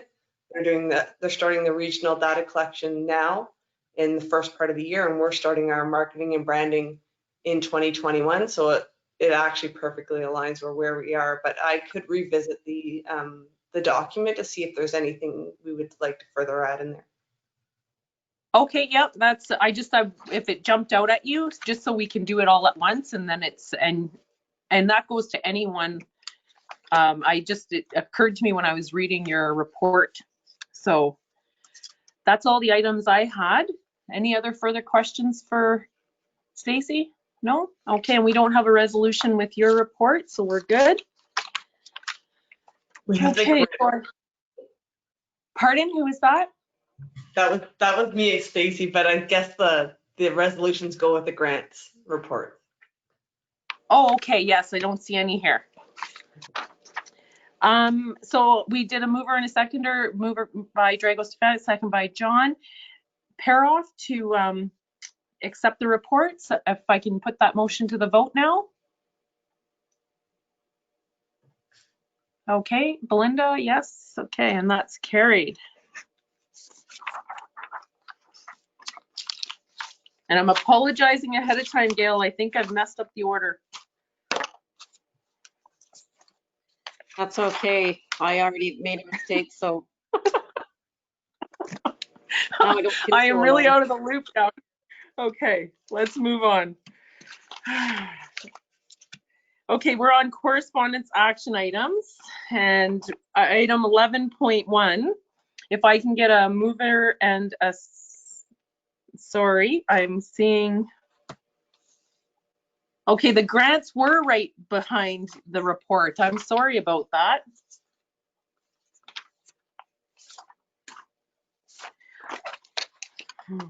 Okay, the 2 resolutions that are on the agenda right now were attached to the EDO report. My apologies for that.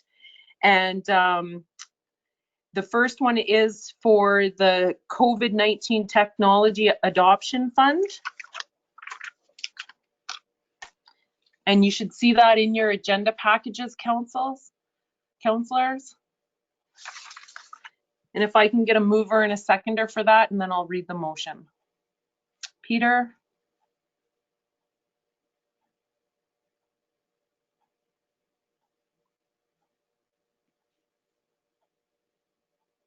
And John?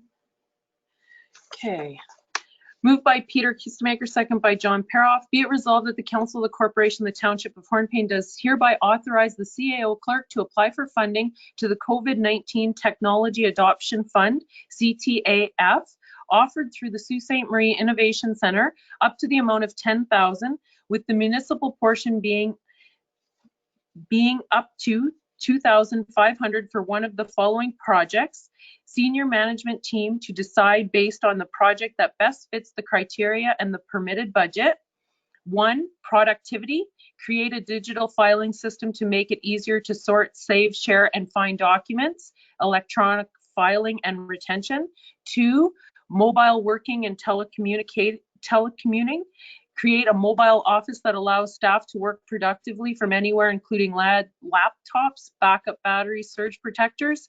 3, customer service, accessibility scan for website, training for 2 staff members, accessibility website plan. There is no deadline for application submissions. This program is on a first come, first served basis. Any questions on the motion?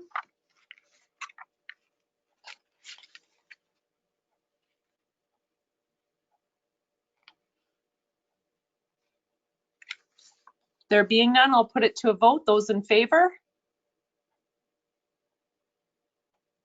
And that's carried.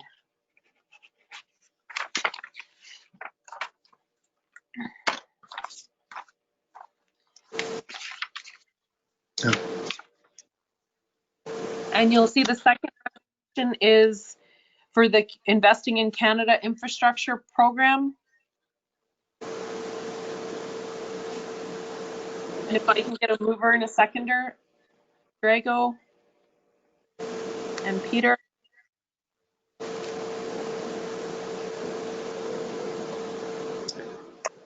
Moved by Drago Stefanik, second by Peter Kistemaker. Whereas the Investing in Canada Infrastructure Program, ICIP COVID-19 Resilience Stream, is a new program that is available to respond to the impacts of COVID-19. And whereas the ICIP program is being adjusted to add some flexibilities, expand project eligibility, and accelerate approval.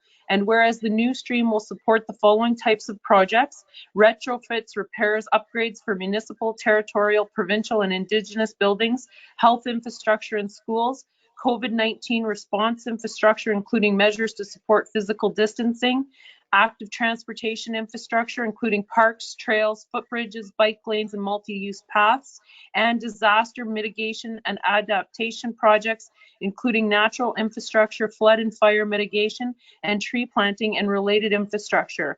And whereas approved projects must have a start date no later than September 30th, 2021, with a completion date of December 31st, 2021, or by the end of 2022 in the territories and in remote communities.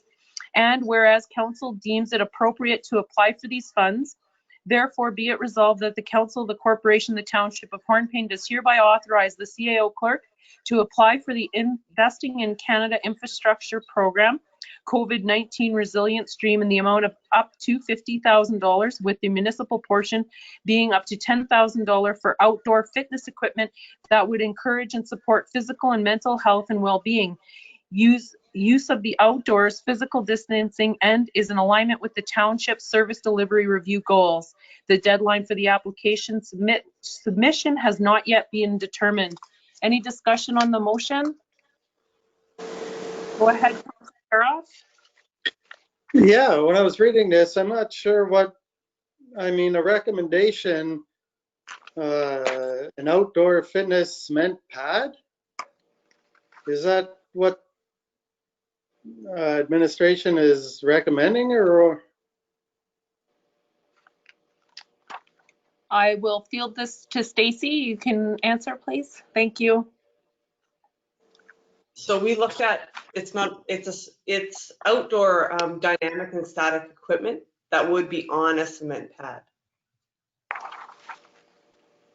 Say that again?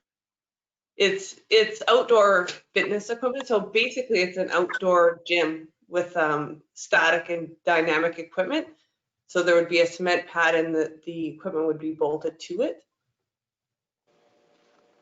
Does that answer your question, or are you asking something different? Well, I'm thinking, is there not something, is that really that important, or is there something more important than an outdoor fitness center? Once COVID is over, with, you know, whenever it's over in a year or so, we have an indoor gym, a fitness center, indoor fitness center. Like, I don't see it being of value to the community to have this done. That's all. I think we could put that money to something better than that. What, there was 4 different types of funding available there. John, what were you thinking? The first thing that come to my mind is use some of that money to fix up the liquor store to put the gym in, to get it out of the curling club so they can have it back. But that's top of my head. I'm sure we could come to something. I'm just not convinced that an outdoor fitness facility would be utilized once this COVID thing is over. I think I'm going to put this question to you, Stacy, but part of these dollars is for COVID-19 resilience, correct? So to help people cope with COVID? Yes. So the funding is about, one of the things is if there's lost facility, what could we do quickly that would encourage social distancing and well-being still. So this equipment is basically an adult fitness gym. There's like the city of Hamilton probably has 400 different sets of equipment, these outdoor fitness equipment.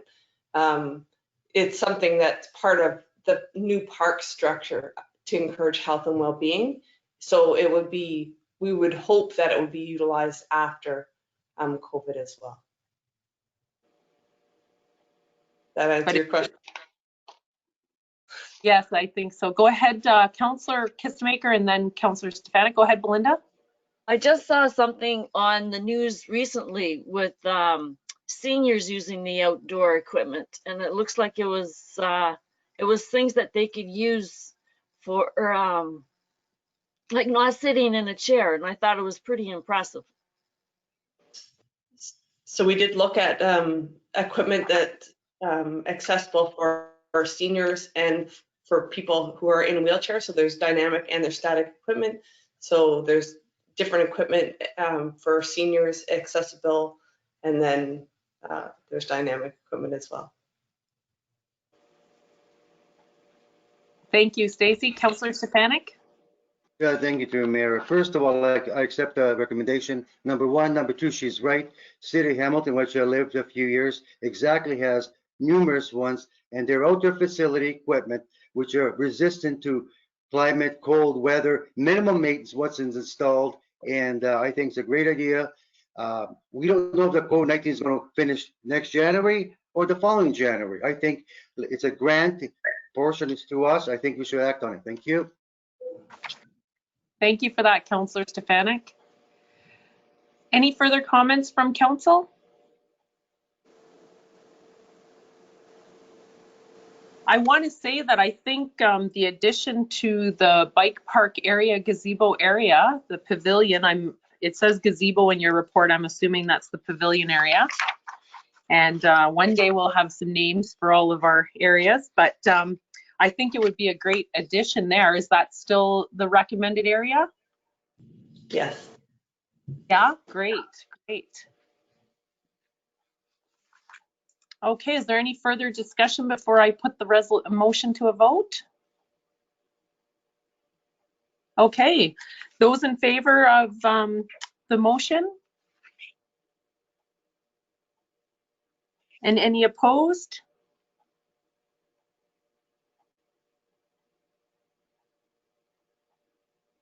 Okay, I haven't seen your vote, John, either way. Maybe I missed it. Yeah, no, I guess so. If that's what I'll support it. Yes. Thank you for that, John. Okay, so that motion's carried.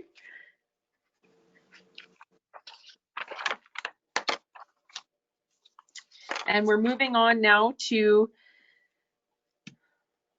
I think I have messed up my resolutions when I went through them this afternoon. Just give me a second. I'm holding the resolution for the Superior East strategic planning portion. Cheryl, if I could just interrupt for a moment, I'm not sure if you can see me waving my hand or not. You were right. I can't see you. Okay, yeah, you were right. The other two were the action items 11.1 and 11.2. They followed the EDO report just to make it more concise. And you are on action item 11.3, the Freedom to Grow regional marketing campaign. So you are in the right spot. I am in the right spot? Okay. Yes. Okay, thank you for I that. Now I monitored feel the like- action item. I was trying to wave to you, but I wasn't sure if you could see me or not, so I thought I better just jump in. Thank you for jumping in. No, I can't see you, Shannon. I can only see all the counselors and Stacy and myself. Okay. Why I need to see myself, I don't know, but that's what I'm looking at. Okay, so I am in the right spot. I'm sorry for that. I didn't flip my page over, so I'm at 11.3. If I can get a mover and a seconder, please. Belinda and Peter.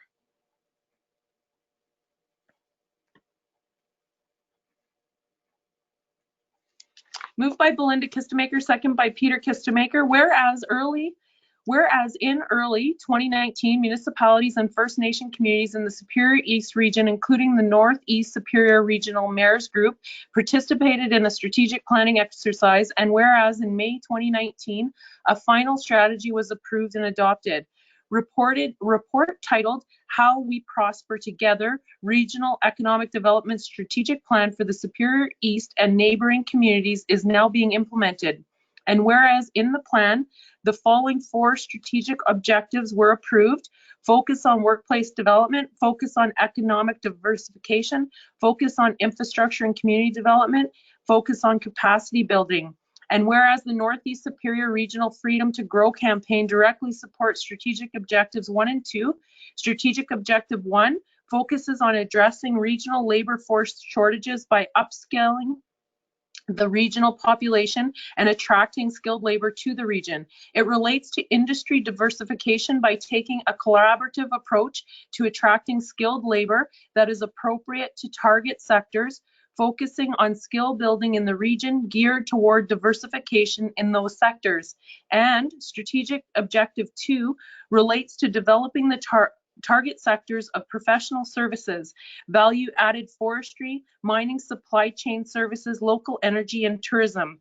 It directly correlates to the aspiration for industry diversification, but also promotes the aspiration of environmental sustainability by focusing on sustainable forestry, cultural tourism, and ecotourism. And whereas Council deems these activities are an important step in regional economic development that will help build vitality and bring sustainability to the area. Therefore, be it resolved that the Council of the Corporation of the Township of Hornepayne does hereby support the Superior East Community Futures Development Corporation's application to the Ontario Ministry of Agriculture, Food and Rural Affairs, OMAFRA, Rural Economic Development Program RED, that was submitted on October 9th, 2020, due to a very short window of opportunity and resulting tight timelines, to seek funding to implement the Northeast Superior Regional Freedom to Grow regional marketing campaign at a cost to the municipality of $3,750, funds to be taken from the planning account. I open up the motion for discussion. Any discussion on the motion? I would like to speak to the motion. We had quite a lengthy presentation at the mayor's group, and all mayors were present at the mayor's meeting when this was brought forward. And you'll notice the application submission date of October 9th, 2020. The Superior East Community Futures Development Corporation had to get the application submitted on time, and they said that at the meeting, and that it could be withdrawn if the mayors weren't in support and weren't going to bring this to their councils and that sort of thing. So that's why it's set up that way. It was a full support at the meeting. So just a bit of history for council, and I agreed with Stacy's comments earlier about our strategic plan for regional planning. I think it fits well into what we're doing for relatively a small cost to our municipality. And if you have any questions before we take the vote to me, you're welcome as well. Okay, I'll put the motion to a vote then. Those that are in favor? And any opposed? Being none, that is carried.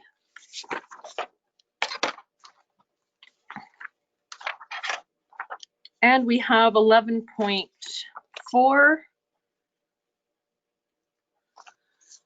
Mover and a seconder for the support resolution, please. John and Peter. Moved by John Paroff, second by Peter Kistemaker. Be it resolved that the Council of the Corporation of Township of Hornepayne hereby supports Council Resolution number 2020-33-11 from Loyalist Township, requesting that the Ministry of Transportation support the Canadian Ferry Association's request that ferries be considered part of the local transit system in order that lost revenue be eligible for reimbursement through provincial and federal funding programs that are providing relief for municipalities during COVID-19. Be it further resolved that a copy of this resolution be forwarded to the Right Honourable Justin Trudeau, Prime Minister of Canada, the Honourable Doug Ford, Premier of Ontario, and the Honourable Caroline Mulroney, Minister of Transportation, for their consideration. Any discussion on the motion? There being none, I'll put it to the vote. Those in favour? And that's carried.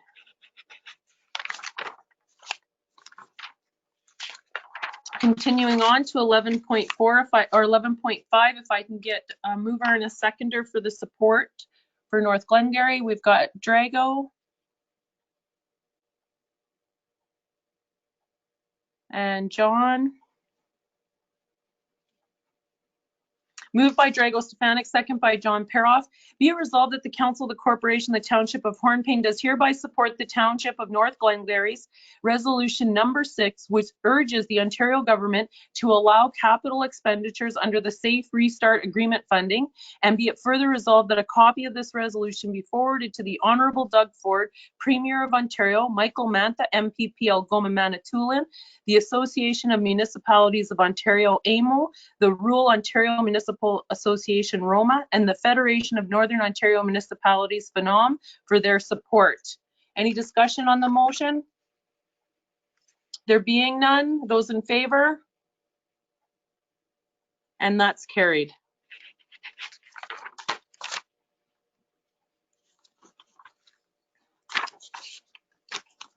And we're on 11.6. If I can get a mover and a seconder, please.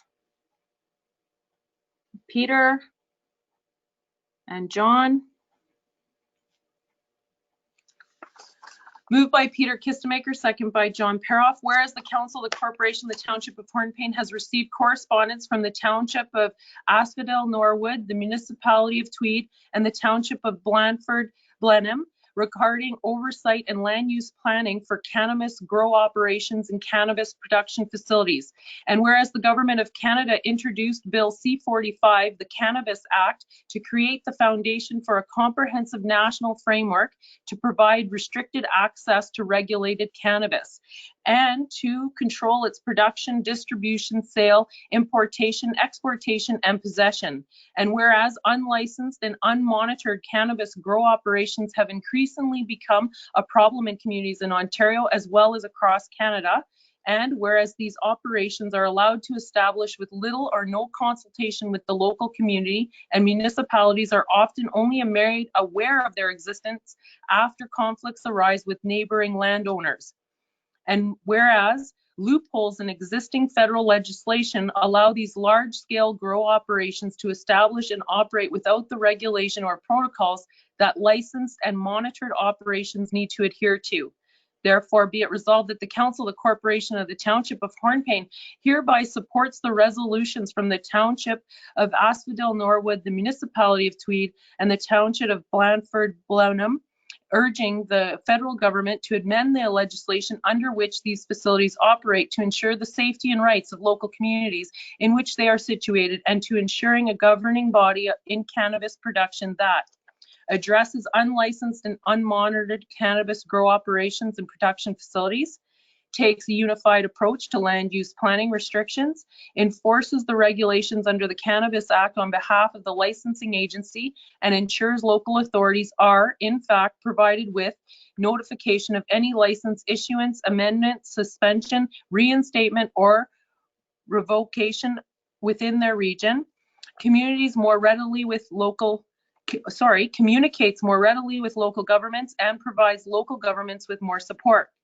Be it further resolved that a copy of this resolution be forwarded to the Prime Minister of Canada, the Honourable Doug Ford, Premier of Ontario, the Honourable Marie-Claude Bibeau, Federal Minister of Agriculture and Agri-Foods, the Honourable Steve Clark, Minister of Municipal Affairs and Housing, Carol Hughes, MPP, Algoma Manitoulin Kapuskasing, Michael Mantha, MPP, Algoma Manitoulin, the Association of Municipalities of Ontario, AMO, the Rural Ontario Municipal Association, ROMA, the Federation of Northern Ontario Municipalities, FNOM, and Health Canada for their support. Any discussion on the motion?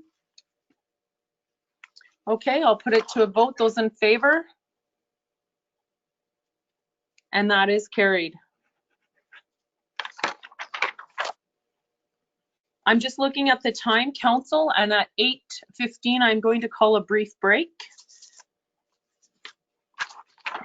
I agree. Thank you, Madam Mayor. Just to give you a heads up that that is coming. So we are on 11.7, and this is a support resolution. If I can get a mover and a seconder, please. John Drago. Moved by John Peroff, second by Drago Stefanik. Be it resolved that the Council of the Corporation of the Township of Hornpain does hereby support Resolution 2020.35.16, requesting confirmation from the governments of Ontario and Canada that funding will be available for small local charities, community groups, and service clubs whose fundraising abilities have been greatly reduced or eliminated due to the COVID-19 pandemic, and be it further resolved that a copy of this resolution be forwarded to the Right Honourable Justin Trudeau, Prime Minister of Canada, the Honourable Doug Ford, Premier of Ontario, Carol Hughes, MP Algoma Manitoulin Kapuskasing, Michael Mantha, MPP Algoma Manitoulin, the Association of Municipalities of Ontario, AMO, the Rural Ontario Municipal Association, ROMA, and the Federation of Northern Ontario Municipalities, FNOM, for their support. Any discussion on the motion? There being none, we'll put it to the vote. Those in favor? And that is carried.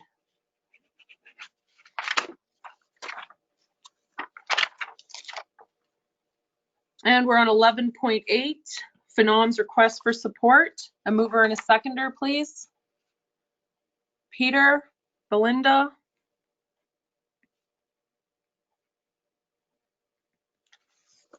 Moved by Peter Kistemaker, second by Belinda Kistemaker. Whereas community, social, and economic well-being is dependent on fast, reliable, and affordable broadband connectivity and better cellular coverage. And whereas municipal, provincial, and federal governments, as well as healthcare, education, and other sectors will continue to depend on the internet to communicate, provide services, and ensure accessibility to information. And whereas digital literacy skills are essential to collaborate, innovate, and compete both regionally and globally, and require appropriate and affordable broadband. And whereas the availability of broadband that is on par with larger urban areas in Canada is essential for Northern Ontario to achieve economic sustainability and social well-being. And whereas in 2016, the Federation of Northern Ontario Municipalities, FNOM, requested that the internet be designated as an essential service and efforts be undertaken to ensure all municipalities have access to affordable, fast, and reliable broadband. And whereas the Federation of Northern Ontario Municipalities, FNOM, agreed that an option to explore and hopefully support would be the Starlink program by SpaceX. And whereas the Council of the Corporation of the Township of Hornpain believes that low Earth satellite LEO services such as Starlink are an important tool in combination with other robust services such as fiber optics and fixed wireless access FWA services.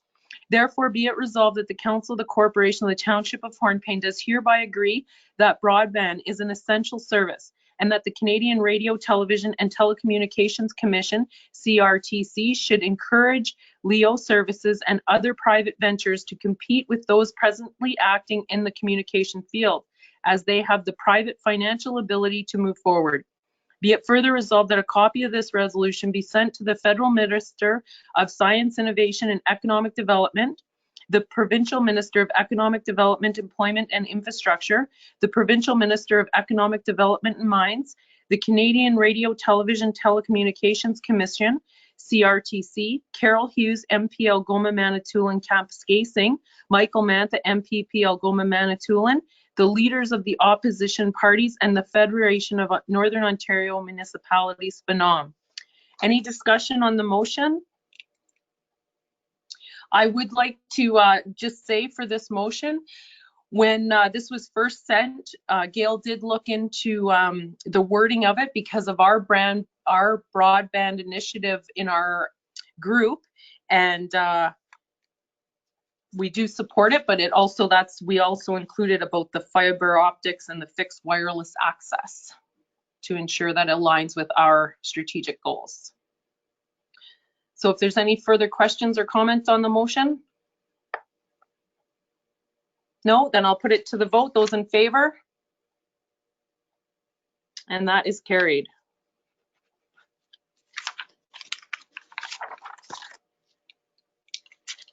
And what time do we have? We have 5 more minutes till break. Okay. 11.9, support for the town of Hearst. Drago. And John. Moved by Drago Stefanik, second by John Peroff.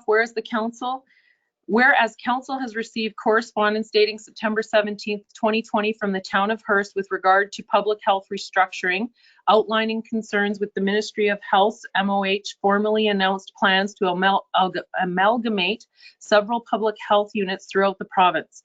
And whereas the latest update from the MOH predicts that the Porcupine Health Unit would possibly be merged with the Nipissing Health Unit. And whereas council strongly agrees that public health programs and services are essential to the health of local communities, and whereas municipalities were advised that the MOH would be consulting health units and municipalities before making decisions on any changes, but that to date the township is unaware of any scheduled consultations.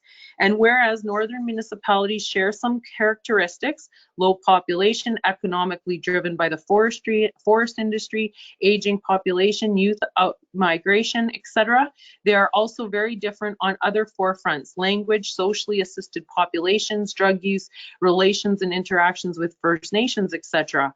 And whereas larger boards with one-size-fits-all approaches are not the best solutions for Northern Ontario, and we know by experience that amalgamating services does not achieve the financial and efficiency objectives that originally drive these initiatives. And council therefore has serious concerns with the idea of enlarging the Porcupine Health Unit district. Whereas council recognizes that this matter was put on hold as a result of the COVID-19 pandemic, but wishes to ensure that the Ministry of Health will follow through with its commitment to engage with municipalities and consider all comments received before making a final decision.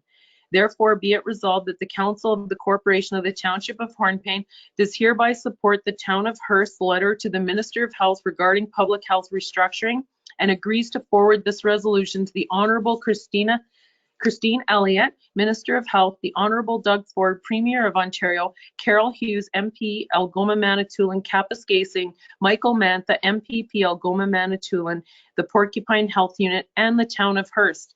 Any discussion on the motion? Go ahead, Councillor Stefanik. Thank you, Madam Mayor. That is accurate. The fact-finding team that was fact-finding started before COVID-19 is placed on hold until such time that the Premier makes a decision to proceed. Thank you. Thank you for that. And it's good forward thinking on the Town of Hearst to make sure that we make sure our voices get heard. Any further discussion? Okay, let's put that to the vote. Those in favor? And that is carried. Okay, and we have our last resolution before break, and this is for the housing initiative. If I can get a mover and a seconder, please. Peter, John.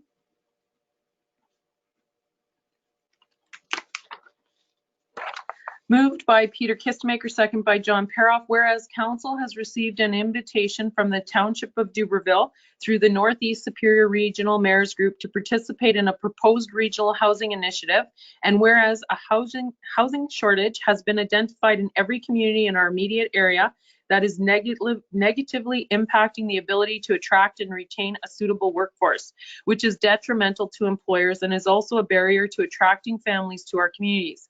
And whereas one of the shared goals of the member communities of the Northeast Superior Regional Mayors Group and the Superior East Community Futures Development Corporation, a regional economic development group, is to increase the availability of affordable housing in the area, housing stock in general, and to make our communities a place where people want to settle and grow roots. And whereas the Township of Dubreuilville or another entity to be identified as the principal applicant has the opportunity on behalf of the communities that participate in the Regional Mayors Group to work with the Alberta Rural Development Network in applying for funding through the Federation of Canadian Municipalities for a planning grant to complete pre-development work such as needs assessment, financial models, etc., which will provide the required documentation to go on to apply for larger projects that support affordable housing projects in the region. And whereas affordable housing and housing in general has been identified as a huge issue in the Township of Hornepayne's recent completed housing needs and demand study, and one of Council's goals in its strategic plan of Council is to develop a housing strategy that works for our community. Therefore, be it resolved that the Council of the Corporation, the Township of Hornepayne, does hereby express an interest in participating in the proposed regional housing initiative and commits to learning more about the program. Any discussion on the motion? There being none, I put that to a vote. Those in favor? And that is carried. Okay, so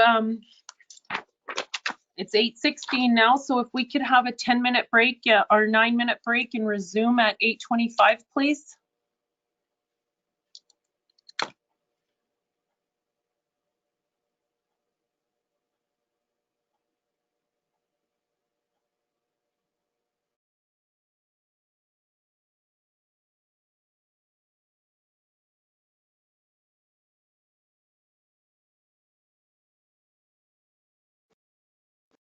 Hello, Brenda.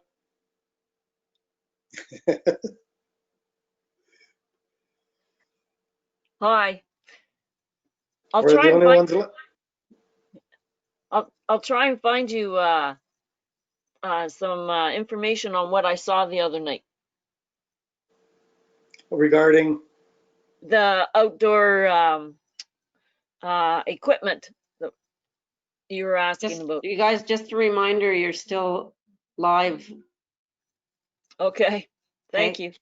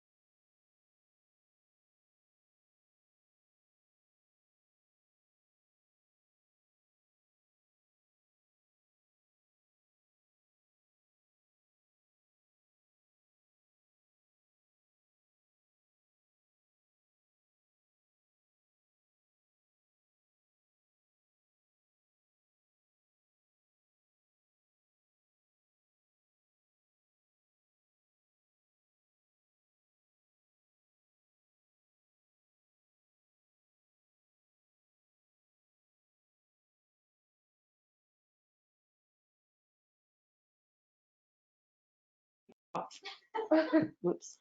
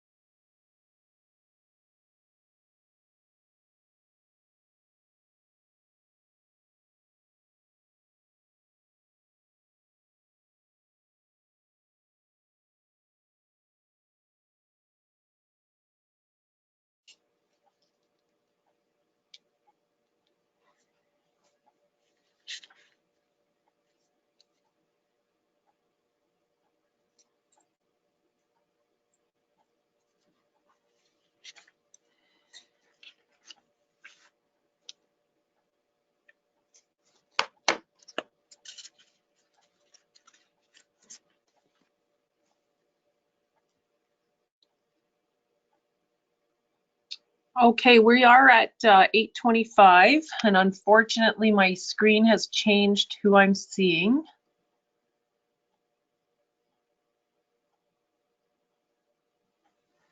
Okay, I don't see Belinda. Is Belinda still online?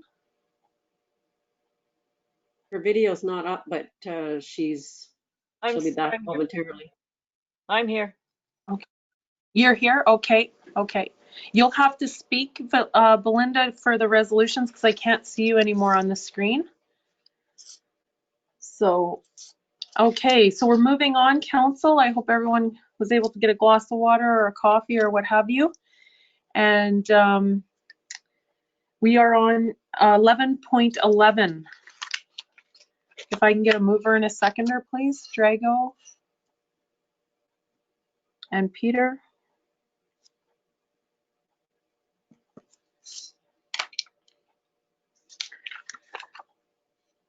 Moved by Drago Stefanik, second by Peter Kistemaker. Whereas council has received correspondence dated October 14th, 2020 from a local resident outlining concerns with the lack of community supports for a family member with Rett syndrome, a rare genetic neurological disorder that leads to severe impairment such as not being able to walk, speak, feed oneself, or care for oneself in any manner. And whereas the family has for years received support from provincially funded organizations such as Community Living Algoma, CLA, the Local Health Network, LIN, the Red Cross Passport Program, and continues to some degree to work with these organizations. The service levels are found to be slowly declining and extremely lacking in our small, somewhat isolated community, and actual hands-on assistance remains elusive due to the lack of staff, waiting lists, out-of-town experts who cannot get to Hornepayne often enough for one reason or another, and whereas obtaining assistance has been even more difficult since the COVID-19 global pandemic has hit, as traveling restrictions, physical distancing, underlying health problems, etc., have become further barriers to getting services to the community of Hornepayne. And whereas there is also sometimes a language barrier with workers not being fully bilingual in English and French. And whereas most of the families' support over the year has come from Community Living Algoma, which has provided supports and services to children, youth, and adults with intellectual disabilities and their families in the township of Hornepayne and surrounding Algoma district since 1954. And whereas Community Living Algoma, CLA's mission statement is, Community Living Algoma supports people with intellectual disabilities. We are committed to the advancement of community in which all people are recognized as full citizens, achieve personal dignity, enjoy the benefits and responsibilities of independence, and are supported to reach their full potential. And whereas CLA no longer maintains a staffed office in the community of Hornepayne, leaving a large gap in supports for this and other families and leaving CLA's mission unachievable in our community. And whereas a lack of supports is not only detrimental to the physical health of clients, but also to the very important mental health. and where it is part of council's vision to continually improve quality of life for residents, and this includes helping to ensure that residents have access to those supports that assist with and enable people to have the best quality of life possible. Therefore, be it resolved that the Council of the Corporation of the Township of Hornepayne does hereby request Community Living Algoma immediately reinstate a staffed office with properly trained personnel within the Township of Hornepayne, which will provide clients with seamless and reliable service they deserve in order to support developmental, intellectual, and social growth, and provide an avenue for them to achieve and maintain the sense of independence and dignity that most others take for granted. Be it further resolved that this resolution be forwarded to Community Living Algoma, the Honourable Doug Ford, Premier of Ontario, the Honourable Todd Smith, Minister of Children, Community and Social Services, the Honourable Christine Elliott, Minister of Health, the Honourable Steve Clark, Minister of Ministry of Municipal Affairs and Housing, and the Honourable Greg Rickford, Minister of Energy, Northern Development and Mines, and Michael Mantha, MPP, Algoma, Manitoulin. Any discussion on the motion? Go ahead, Councillor Stefanik. Yeah, through you, Madam Mayor. I think this is such a serious, weighty issue. I would respectfully recommend if not only the letter, but I would highly recommend that you as a mayor make the call to the Algoma Living and talk to the CEO, executive director, and see when decision was made, where was it made? Was it made locally or provincially? Because this is utmost seriousness for this family. And I think if we do more than just a letter, I as one member of council will deeply appreciate it. Thank you. Thank you for that, Councillor Stefanik. I completely agree.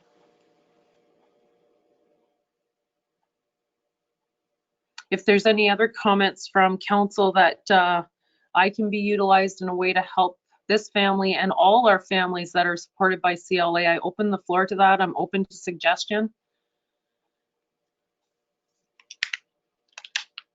I will be visiting the family, so that will be happening.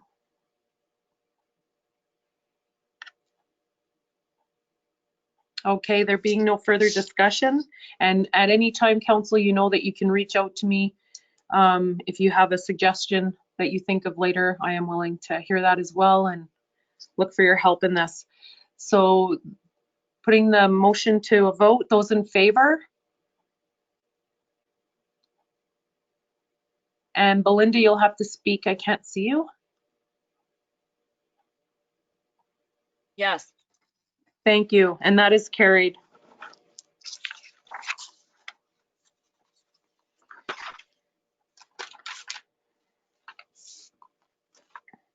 And we're moving on to 11.12, and that's an invitation to the Remembrance Day service. I believe this is just for discussion. There's no motion for it, correct, Gail? There's no motion, but I thought it pertinent to get back to the Legion with how many are going so that they can allow for other people with physical distancing if people can't make it. Okay. I was under, when I read the invitation, did they just want one of us, I believe? That is correct. Yeah, I'm just going to it now. I'm definitely willing to attend, but I would love to have a second person that would be willing to step in case I become ill or what have you.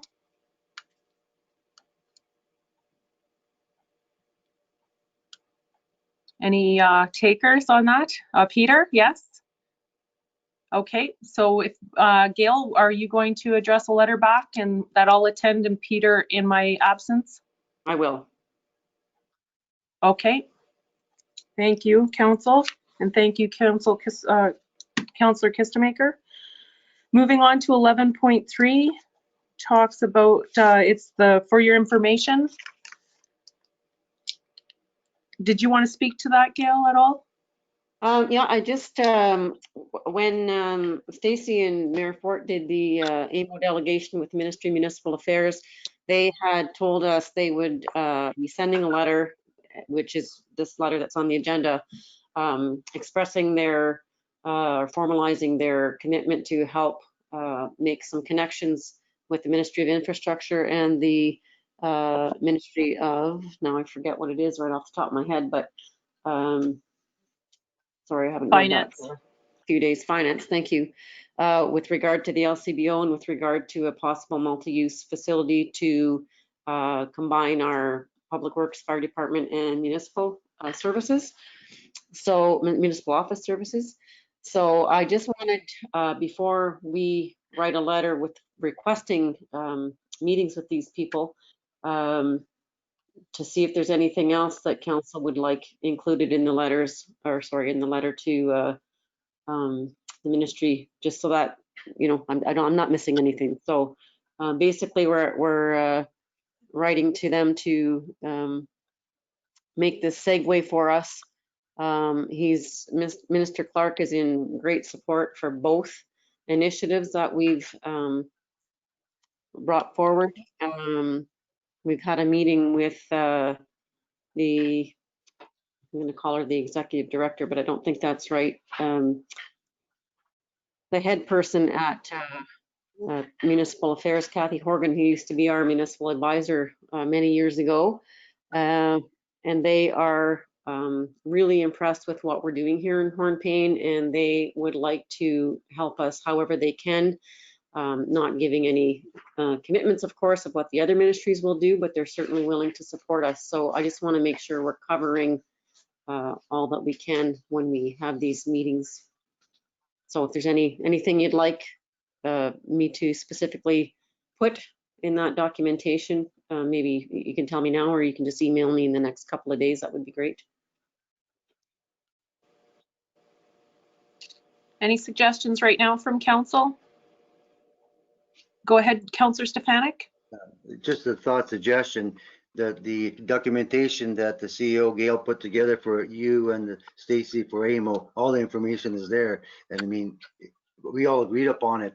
The need, the requirement for Hornepayne is in black and white, and I would approve that to be brought up again. Thank you. Thank you for that, Councillor Stefanik.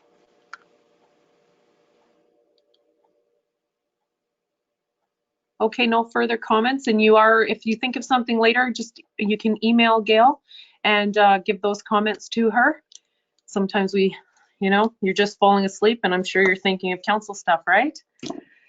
And okay, so we're moving on then to section correspondence information only. If I can get a mover and a seconder, please. Peter and John.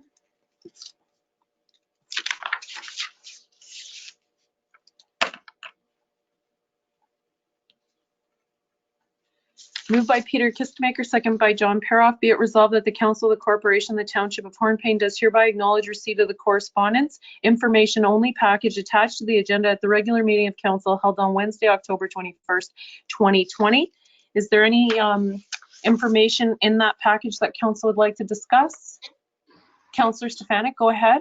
Yeah, it was interesting. Under the item 12.4, I didn't realize that AMO originally was for the OPP Detachment Board discussion paper that they're to be at DSABs originally to put the OPP head office. I'm glad they backed up because Phenom spoke on their behalf. I did not realize that they were doing that. I read a lot of material information. So I'm glad they sort of kibosh that and go back with the municipalities are recommending. Thank you.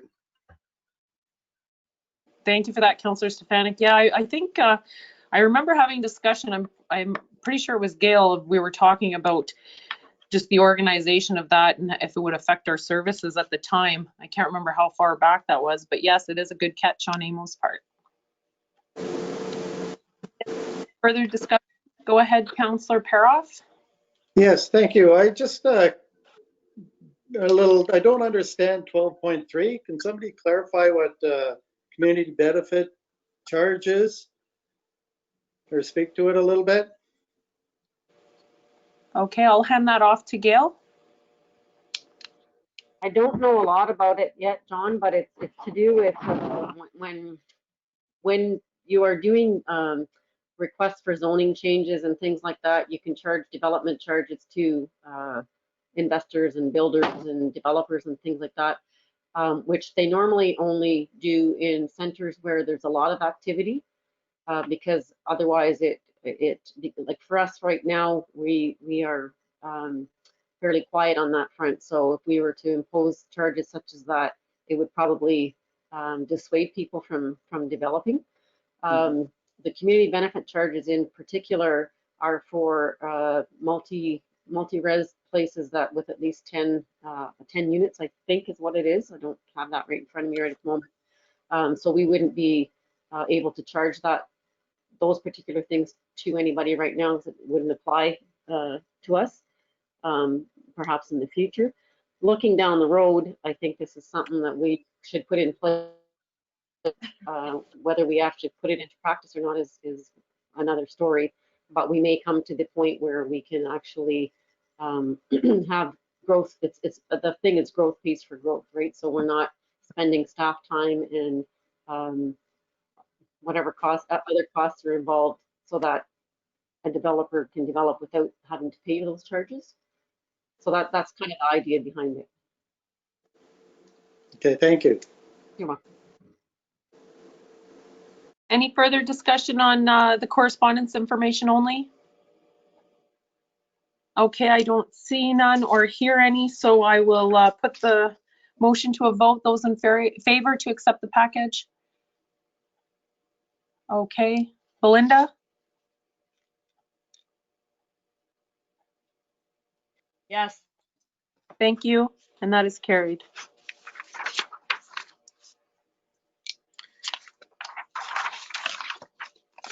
And we're moving on to 13.1 for donations, and this comes from our last meeting. If I can get a mover and a seconder, please. Drago. Peter. Moved by Drago Stefanik, second by Peter Kistemaker. Whereas the isolation caused by COVID-19 pandemic has been deeply felt and has had a negative impact on the members of the Senior Citizens Sunshine Club. And whereas the restrictions imposed on, my apologies. Whereas the restrictions imposed as a result of the pandemic has caused the Sunshine Club to suspend offering meals to their members at the Legion. And whereas on occasion the club has purchased meals from local restaurants and had them delivered to members. And whereas the club has been unable to fundraise as they have done in the past due to the pandemic, and whereas the Sunshine Club is asking for financial assistance to assist their efforts to continue offering delivered meals to their membership. And whereas council recognizes and values the health and wellness of seniors and wishes to provide support and assist with raising the morale of the Sunshine Club and the seniors in our community. Therefore, be it resolved that the Council of the Corporation of the Township of Hornepayne does hereby agree to make a one-time donation to the amount of $650 to the Senior Citizen Sunshine Club to assist with providing meals to their members during this unforeseen time. Any discussion on the motion? There being none, I'll put it to the vote. Those in favor?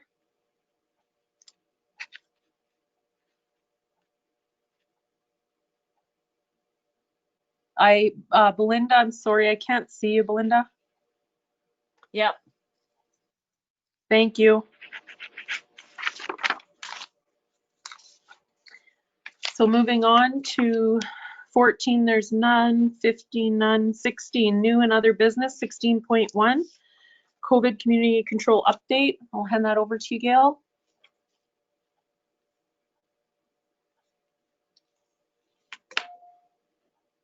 Sorry, I was trying to find my mute button. As we all know, things are escalating all over the world, over the province. In this area, I think we've had 5 or 6 new cases, positive cases of COVID in the Porcupine Health Unit District in the last week or so. So we are continuing to press our messages of masking, physical distancing, and really sticking with the protocols, because really that's our best defense. I said this probably 6 months ago, and it's really up to the individual how this goes. If we follow the protocols, we'll be in much better shape than if we don't.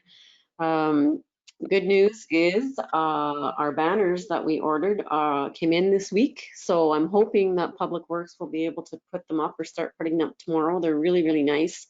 I think they'll have a big impact. There's a few people off hunting, so I'm just not sure if they'll be able to get them up this week or not, but if not, it'll be next week.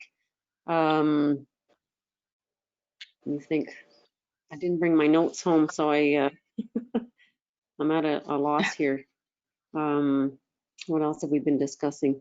I think mainly it's the messaging that we have to get out there to keep people on their toes. I don't know, Mayor Fort, do you have anything that you can add to that? Today with the Porcupine Health Unit changed their messaging about how they're going to reveal positive cases. They're not going to reveal age group anymore or the date of the test, I believe. So that's different. And I did some CFNO messaging last week. I believe it's out this week with Al Creswell talking about why it's important of the catchment areas and for privacy of people. So that's an improvement. And the other thing too we've talked lots about is just being kind, walking in other people's shoes, that if you do contract COVID, that there's some stigmas being attached to that, and there shouldn't be. We all get sick, and it's you know, it happens, so we're trying our best not to. I think that was it, except for Halloween is a go right now. The Porcupine Health Unit has put some messaging out on their website. And the one thing I want to say to community members is that if you don't want to participate in Halloween, that's acceptable for whatever reasons. And there is some printout material on the Porcupine Health Unit if you want to put that on your door. And then there's also tips and safety measures for those that are going to participate in Halloween. So that's all I can remember right now, Gail, off the top of my head.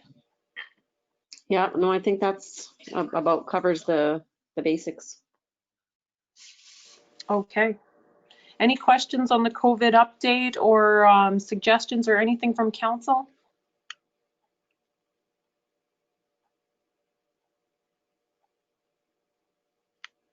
Okay, hearing none, we'll move on. And just before we do, I just always wanted to say thank you to all the people that sit at our control group, and thank you to Gail for all her hard work and the staff for putting all the messaging and all of that together. And I look forward to seeing the banners up. So we're going to move on to 16.2 winter recreation operations. And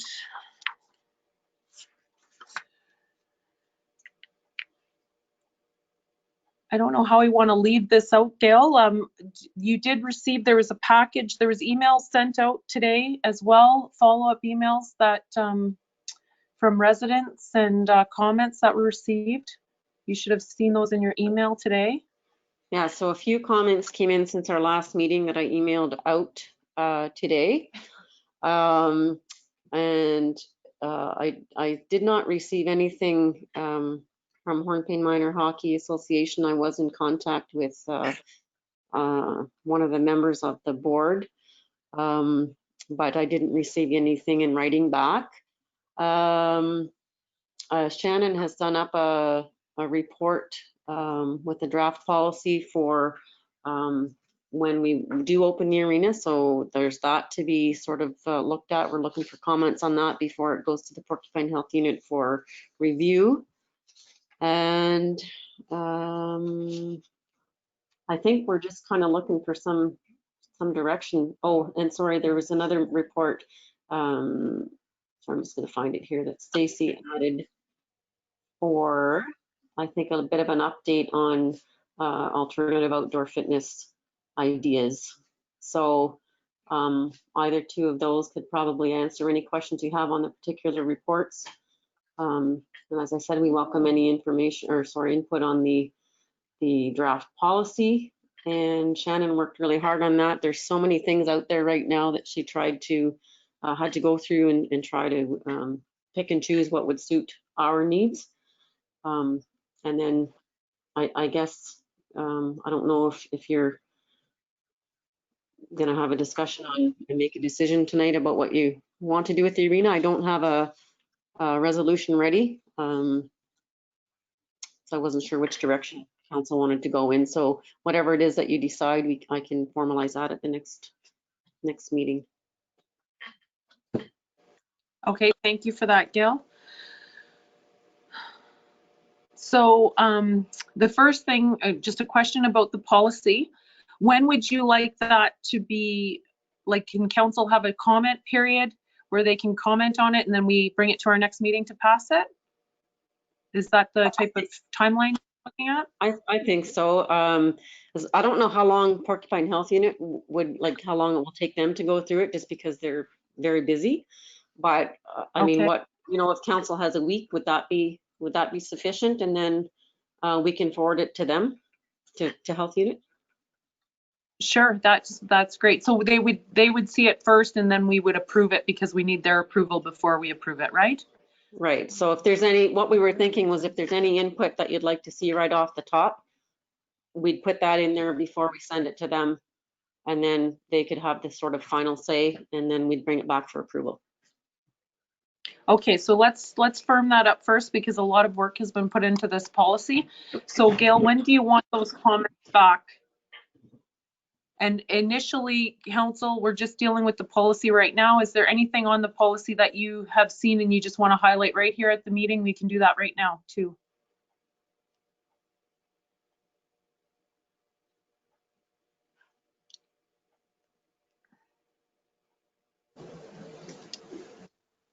Go ahead, Councillor Para. Sorry, I was looking down. Yeah, no problem. Thanks. Just a comment there. I already reviewed it in the last day there, and I don't see anything wrong with it. I think it's a great job. Thank you, Councillor Paroff. Councillor Stefanik? Yeah, I was going to follow up on that. I mean, we as members of council had enough time to review this and make a comment. And I've reviewed it a few times. They capture everything in there. I 100% approve it. Let's move forward with these issues. Thank you. Okay, thank you, Councillor Stefanik. My concern was that after we get into discussion about opening the arena, it might further prompt other things that we need to include in that policy. That was the reasoning behind that.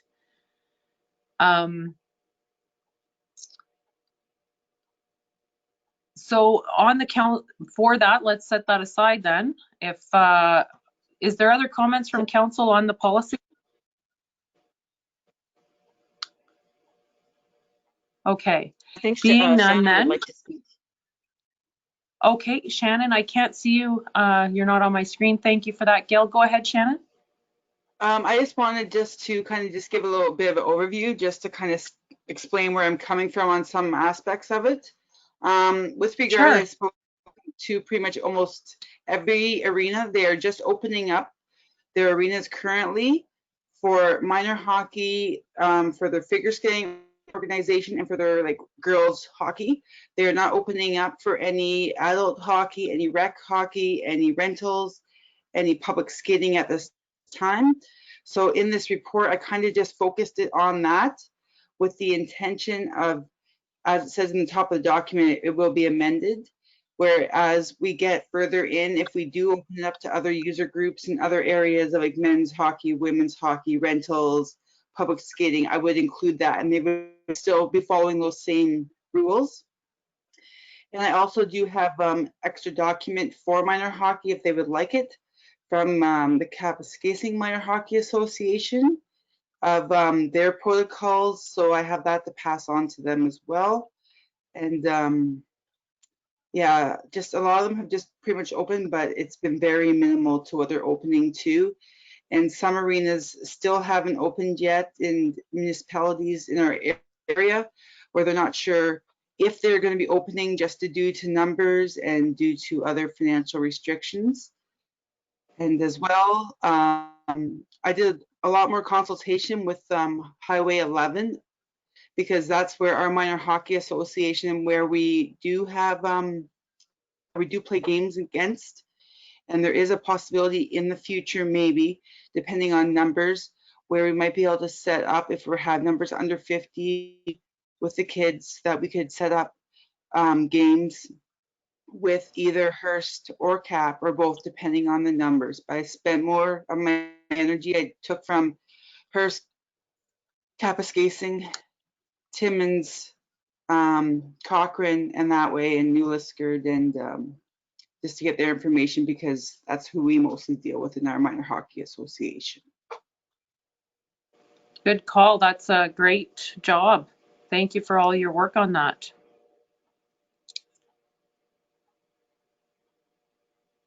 Okay, so I'm just a bit looking at the two different things. We haven't quite decided what we're opening our arena to, and I have no problem with the policy, but we also have to decide what we're doing with the arena so the policy fits our decision.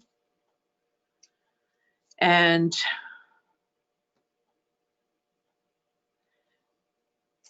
right now, I'm kind of at a loss of where we're at. We need council input on what we're going to be moving forward with. Go ahead, Councillor Kistemaker. I was talking to a few of the members on the hockey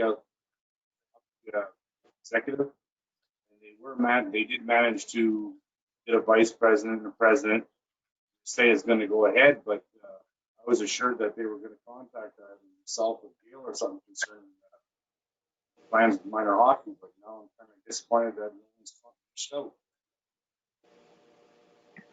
I don't know if it's right there. Maybe Gail can answer this question. Should I reach out to the individuals and tell them to talk to you, or am I going to cross any lines? Did you hear that question, Gail? No, I can barely hear anything that Pete's saying. I don't know if it's just me. I heard most of it, but in and out. Could you repeat what you had said, Pete? I was just saying, Gail, am I crossing any lines if I reach out again for the third time to the hockey association to reach out, just maybe say that, reach out to you that there actually is going to be an interest in hockey? Because I was told they were going to reach out to you, and now I'm just finding out that no one's even contacted me concerning hockey this year. Well, no, it wouldn't hurt. It just depends on what council's timelines are. I mean, I'm totally open to that. I was speaking with one member, and I had advised that minor hockey had been sent a letter, as did all the user groups, with a list of questions that council wanted to see data on or answers to. I made sure that that letter was forwarded to that person after the new executive was in, and I was advised that there would be something dropped off at the office, but we didn't get anything, so I'm not sure why, but I did, made sure to check the mail and check the email and check my junk mail just in case it came in a different method. So I'm not sure if maybe they just weren't able to get the information together quickly enough or what, but I think it's totally up to council. If we had set a deadline for the 14th of October, but if you'd like to extend that, that's totally your prerogative. Thank you for that, Gail. So without the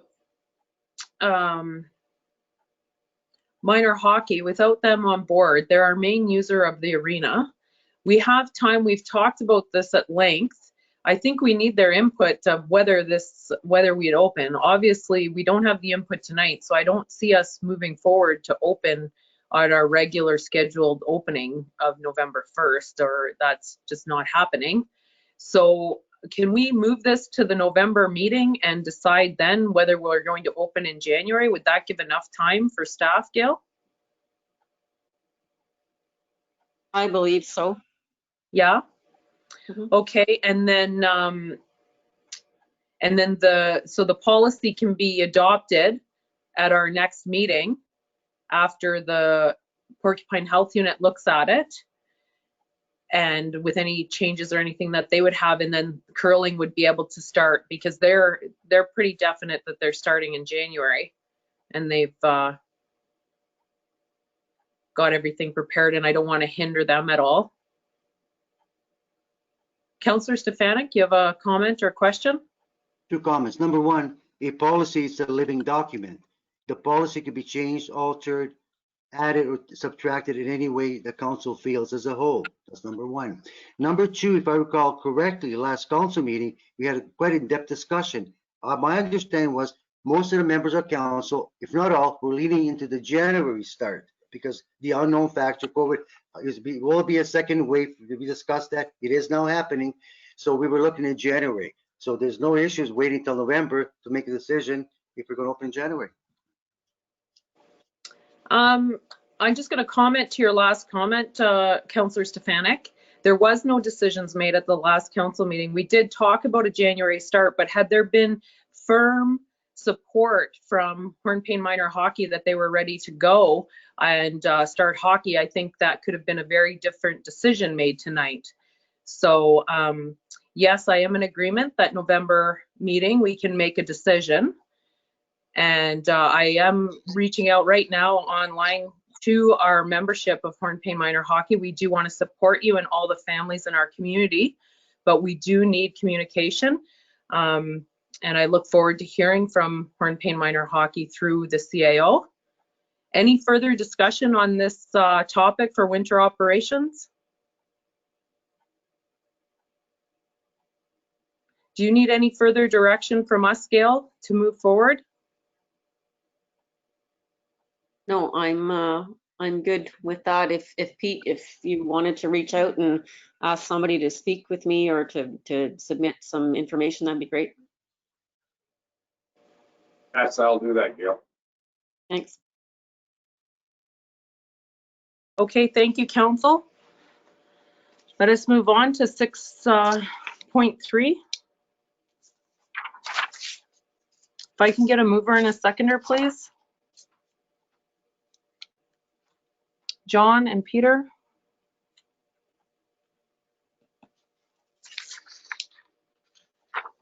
Moved by John Paroff, second by Peter Kissmaker. Whereas the township has received some inquiries from citizens concerning about usage of motorized boats or otherwise on Moonlight Lake, the township's raw water source, and whereas council wishes to be proactive in limiting public usage of the lake, therefore be it resolved that the council, the corporation, the township of Hornepayne does hereby direct staff to purchase and install signage at Moonlight Lake as discussed in order to protect our water source and keep the area free from contaminants. Any discussion on the motion?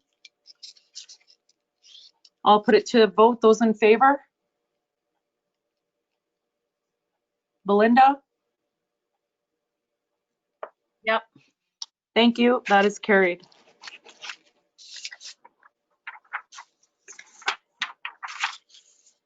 Okay, moving on to 16.4, the Centre of Ontario appointment. If I can get a mover and a seconder, please. Drago and Peter.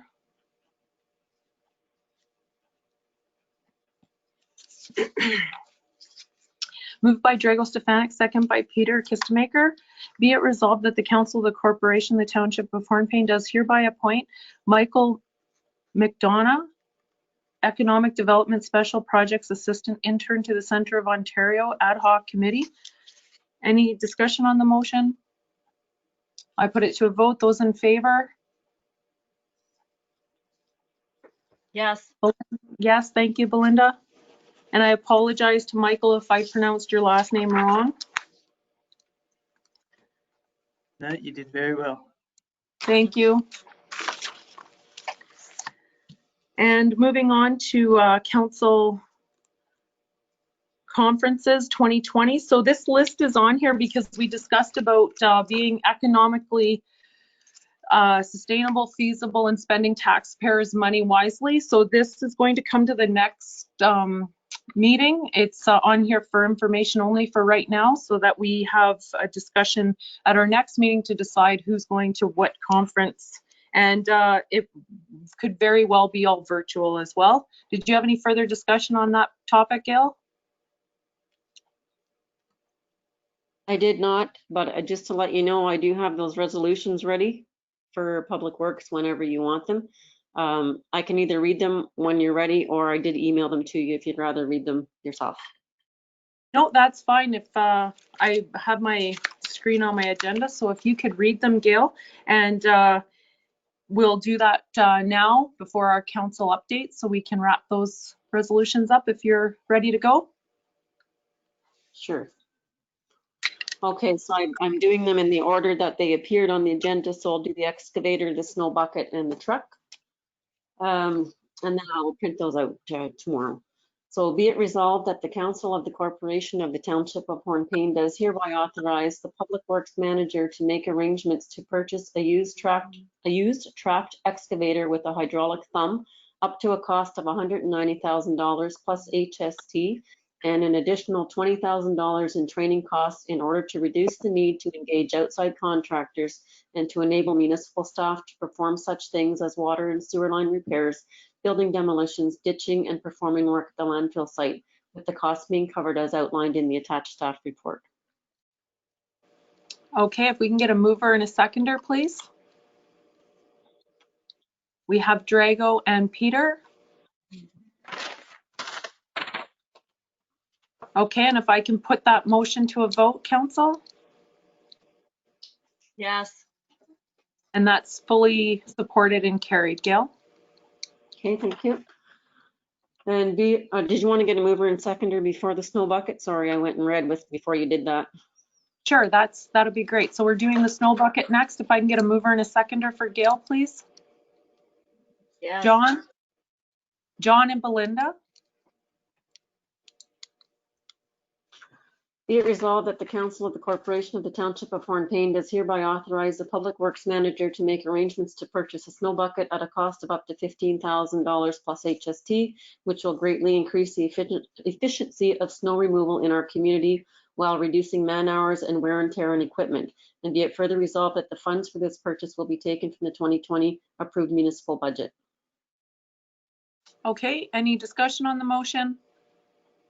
There being none, I put it to the vote. Those in favor? Yes. Okay, that's fully carried, Gail.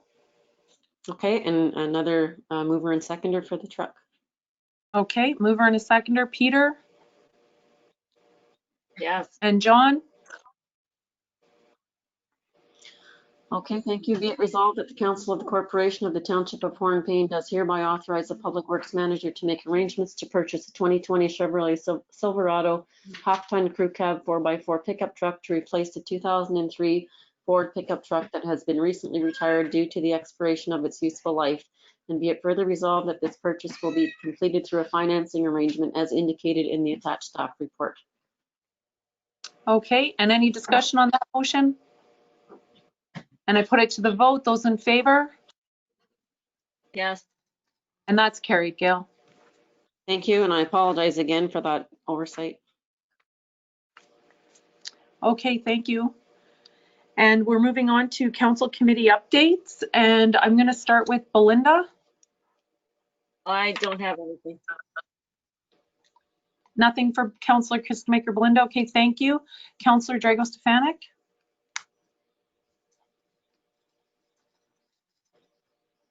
Thank you, Madam Mayor. Centre of Ontario meeting shall occur tomorrow at 7 p.m. Not all members have responded, but we have a quorum. We're going to do a test run at 6:30 p.m. What Gail mentioned, COVID case 92, that's 5 cases in 3 days. That's precisely what happened in PHU region. My next virtual meeting for PHU is October 29th, a Thursday. It'll be a very lengthy meeting, I understand. And my library board meeting virtual will be October 26th. And just a gentle and kind reminder, everybody again, the municipal office has to be fully accessible by 2025. Just a gentle reminder. I like to do it once in a while, so we're all sort of in touch. Thank you. Thank you, Councillor Stefanik.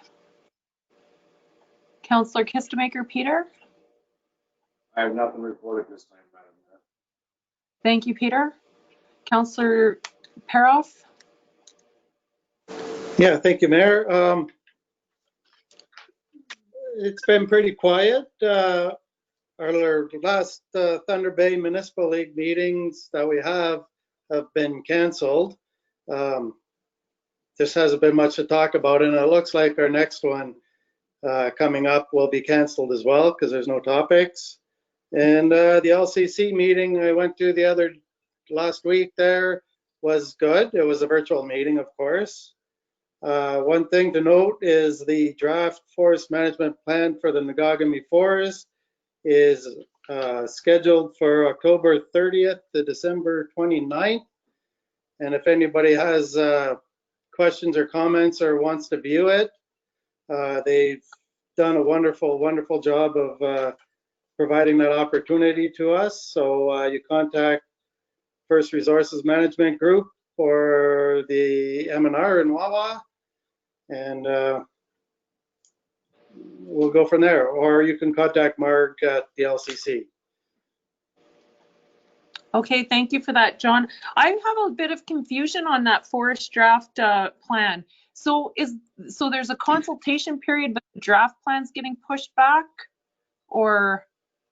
Yeah, well, yeah, it was just delayed a little bit because of the timelines, but it is going forward. The draft plan is at the stage, it's a 60-day review period. So, you know, for November and December, you have to contact them and you'll have a small meeting with whoever you want from First Resources or the M&R or you can talk to the LCC as well. But it's not a group event. It'll be a very specific, well-managed process. Right. So can I just add, I received the notice for that. I can email that out to you all tomorrow if you like. Yeah, I get the notice And here you'll have too. the contact information. Okay. Okay, perfect. And we'll be putting that up on our website as well, I guess, Gail? Yes. Okay, right on. Okay, thank you, John. Is that everything? Yes, that's everything on my list. Okay, thank you, councillors. And I just have a few things I want to highlight.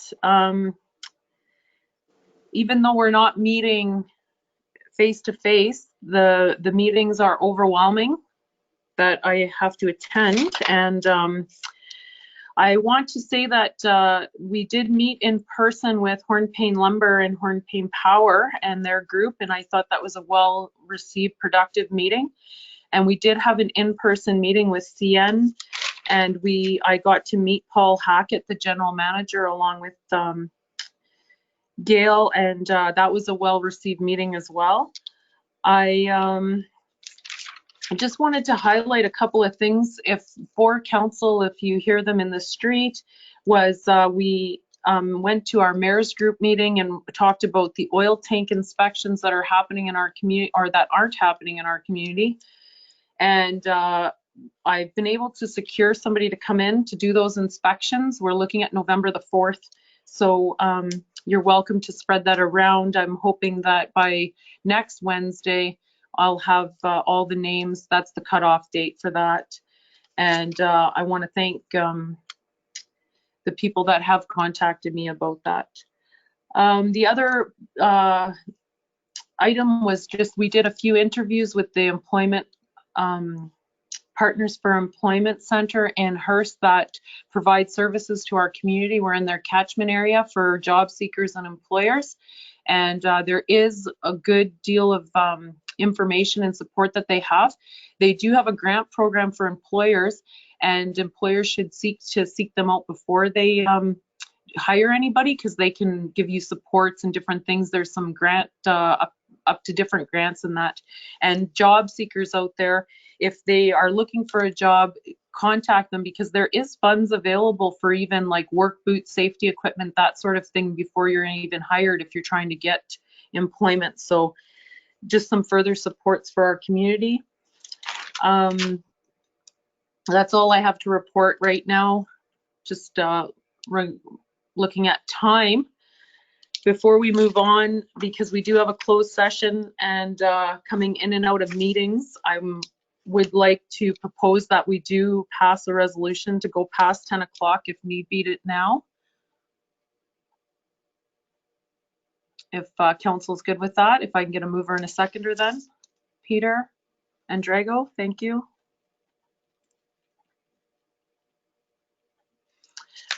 Moved by Peter Kistemaker, second by Drago Stefanic. Be it resolved that the Council of the Corporation of the Township of Hornpain does hereby extend council's hours for its regular meeting of October 21st, 2020, past the hours of 10 p.m.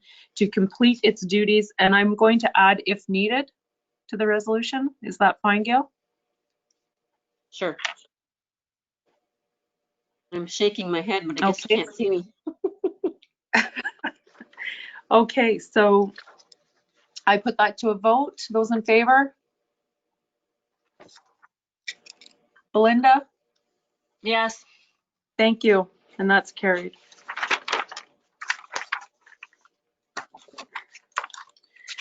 Okay, resolutions, bylaws. Okay, so the next thing on our agenda is 18.1.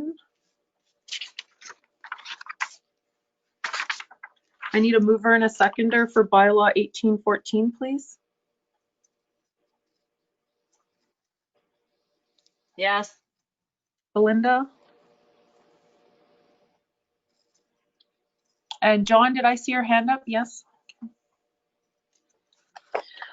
Moved by Belinda Kistemaker, second by John Peroff. Be it resolved that bylaw number 1814, being a bylaw to enter into the collective agreement with Local 3-05 of the Canadian Union of Public Employees, be hereby read a first and second time and be considered read a third time and finally passed. Any discussion on the bylaw? Okay, I'm calling it to a vote. Those in favor? Okay, Belinda? Yes. Okay, thank you.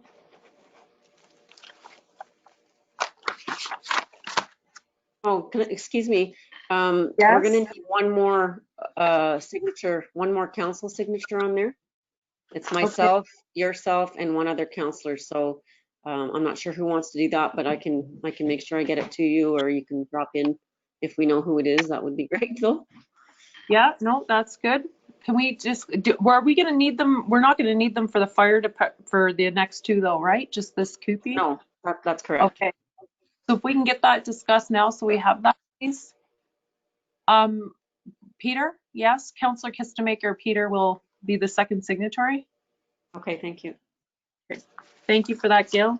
I just looked at my spots to sign.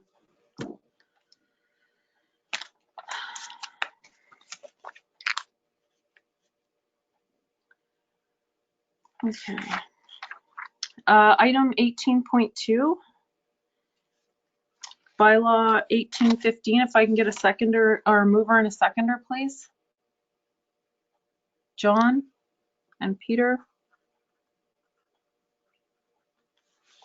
Moved by John Peroff, second by Peter Kistemaker. Be it resolved that bylaw 1815, being a bylaw to enter into a rental agreement between the township of the Corporation of the Township of Hornpain and Brenda Roman for the operation of the Hornpain Community Arena Canteen, be hereby read a first and second time and be considered read a third time and finally passed.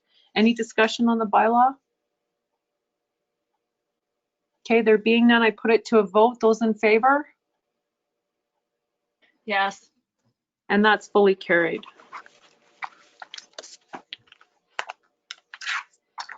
And moving on to 18.3, a mover and a seconder, please, for bylaw 1816, Drago and John.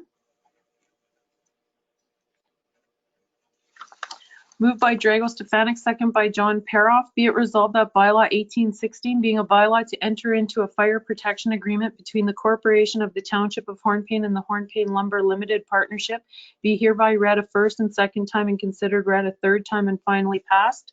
Any discussion on the bylaw? There being none, I'll move it to, or I'll put it out to vote. Those in favor? Yes. And that's carried. And we're on 18.4, bylaw 1817, a mover, please, and a seconder. Peter. John? Moved by Peter Kistemaker, second by John Peroff. Be it resolved that bylaw number 1817 being a bylaw to enter into a fire protection agreement between the corporation of the Township of Hornpain and Hornpain Power Incorporated be hereby read a first and second time and be considered read a third time and finally passed. Any discussion on the bylaw? Those in, I'll put it to a vote. Those in favor? Yes. And that's carried.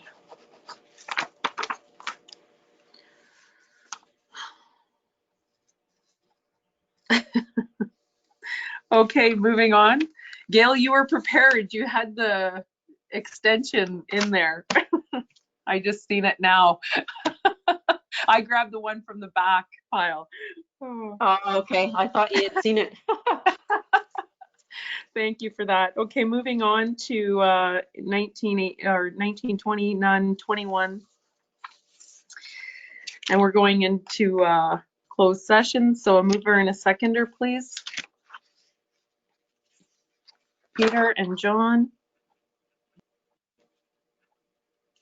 Moved by Peter Kistemaker, second by John Peroff. Be it resolved that the next portion of the meeting at 9:19 p.m. be closed to the public in order to discuss a proposed or pending acquisition or disposition of land by the municipality or local board and advice that is subject to solicitor-client privilege, including communications necessary for that purpose, pursuant to sections 239 2CF of the Municipal Act 2001. Those in favor?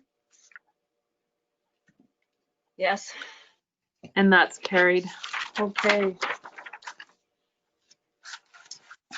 Okay, so we're going to move to our closed session, and you have the links in your email. We'll see you shortly.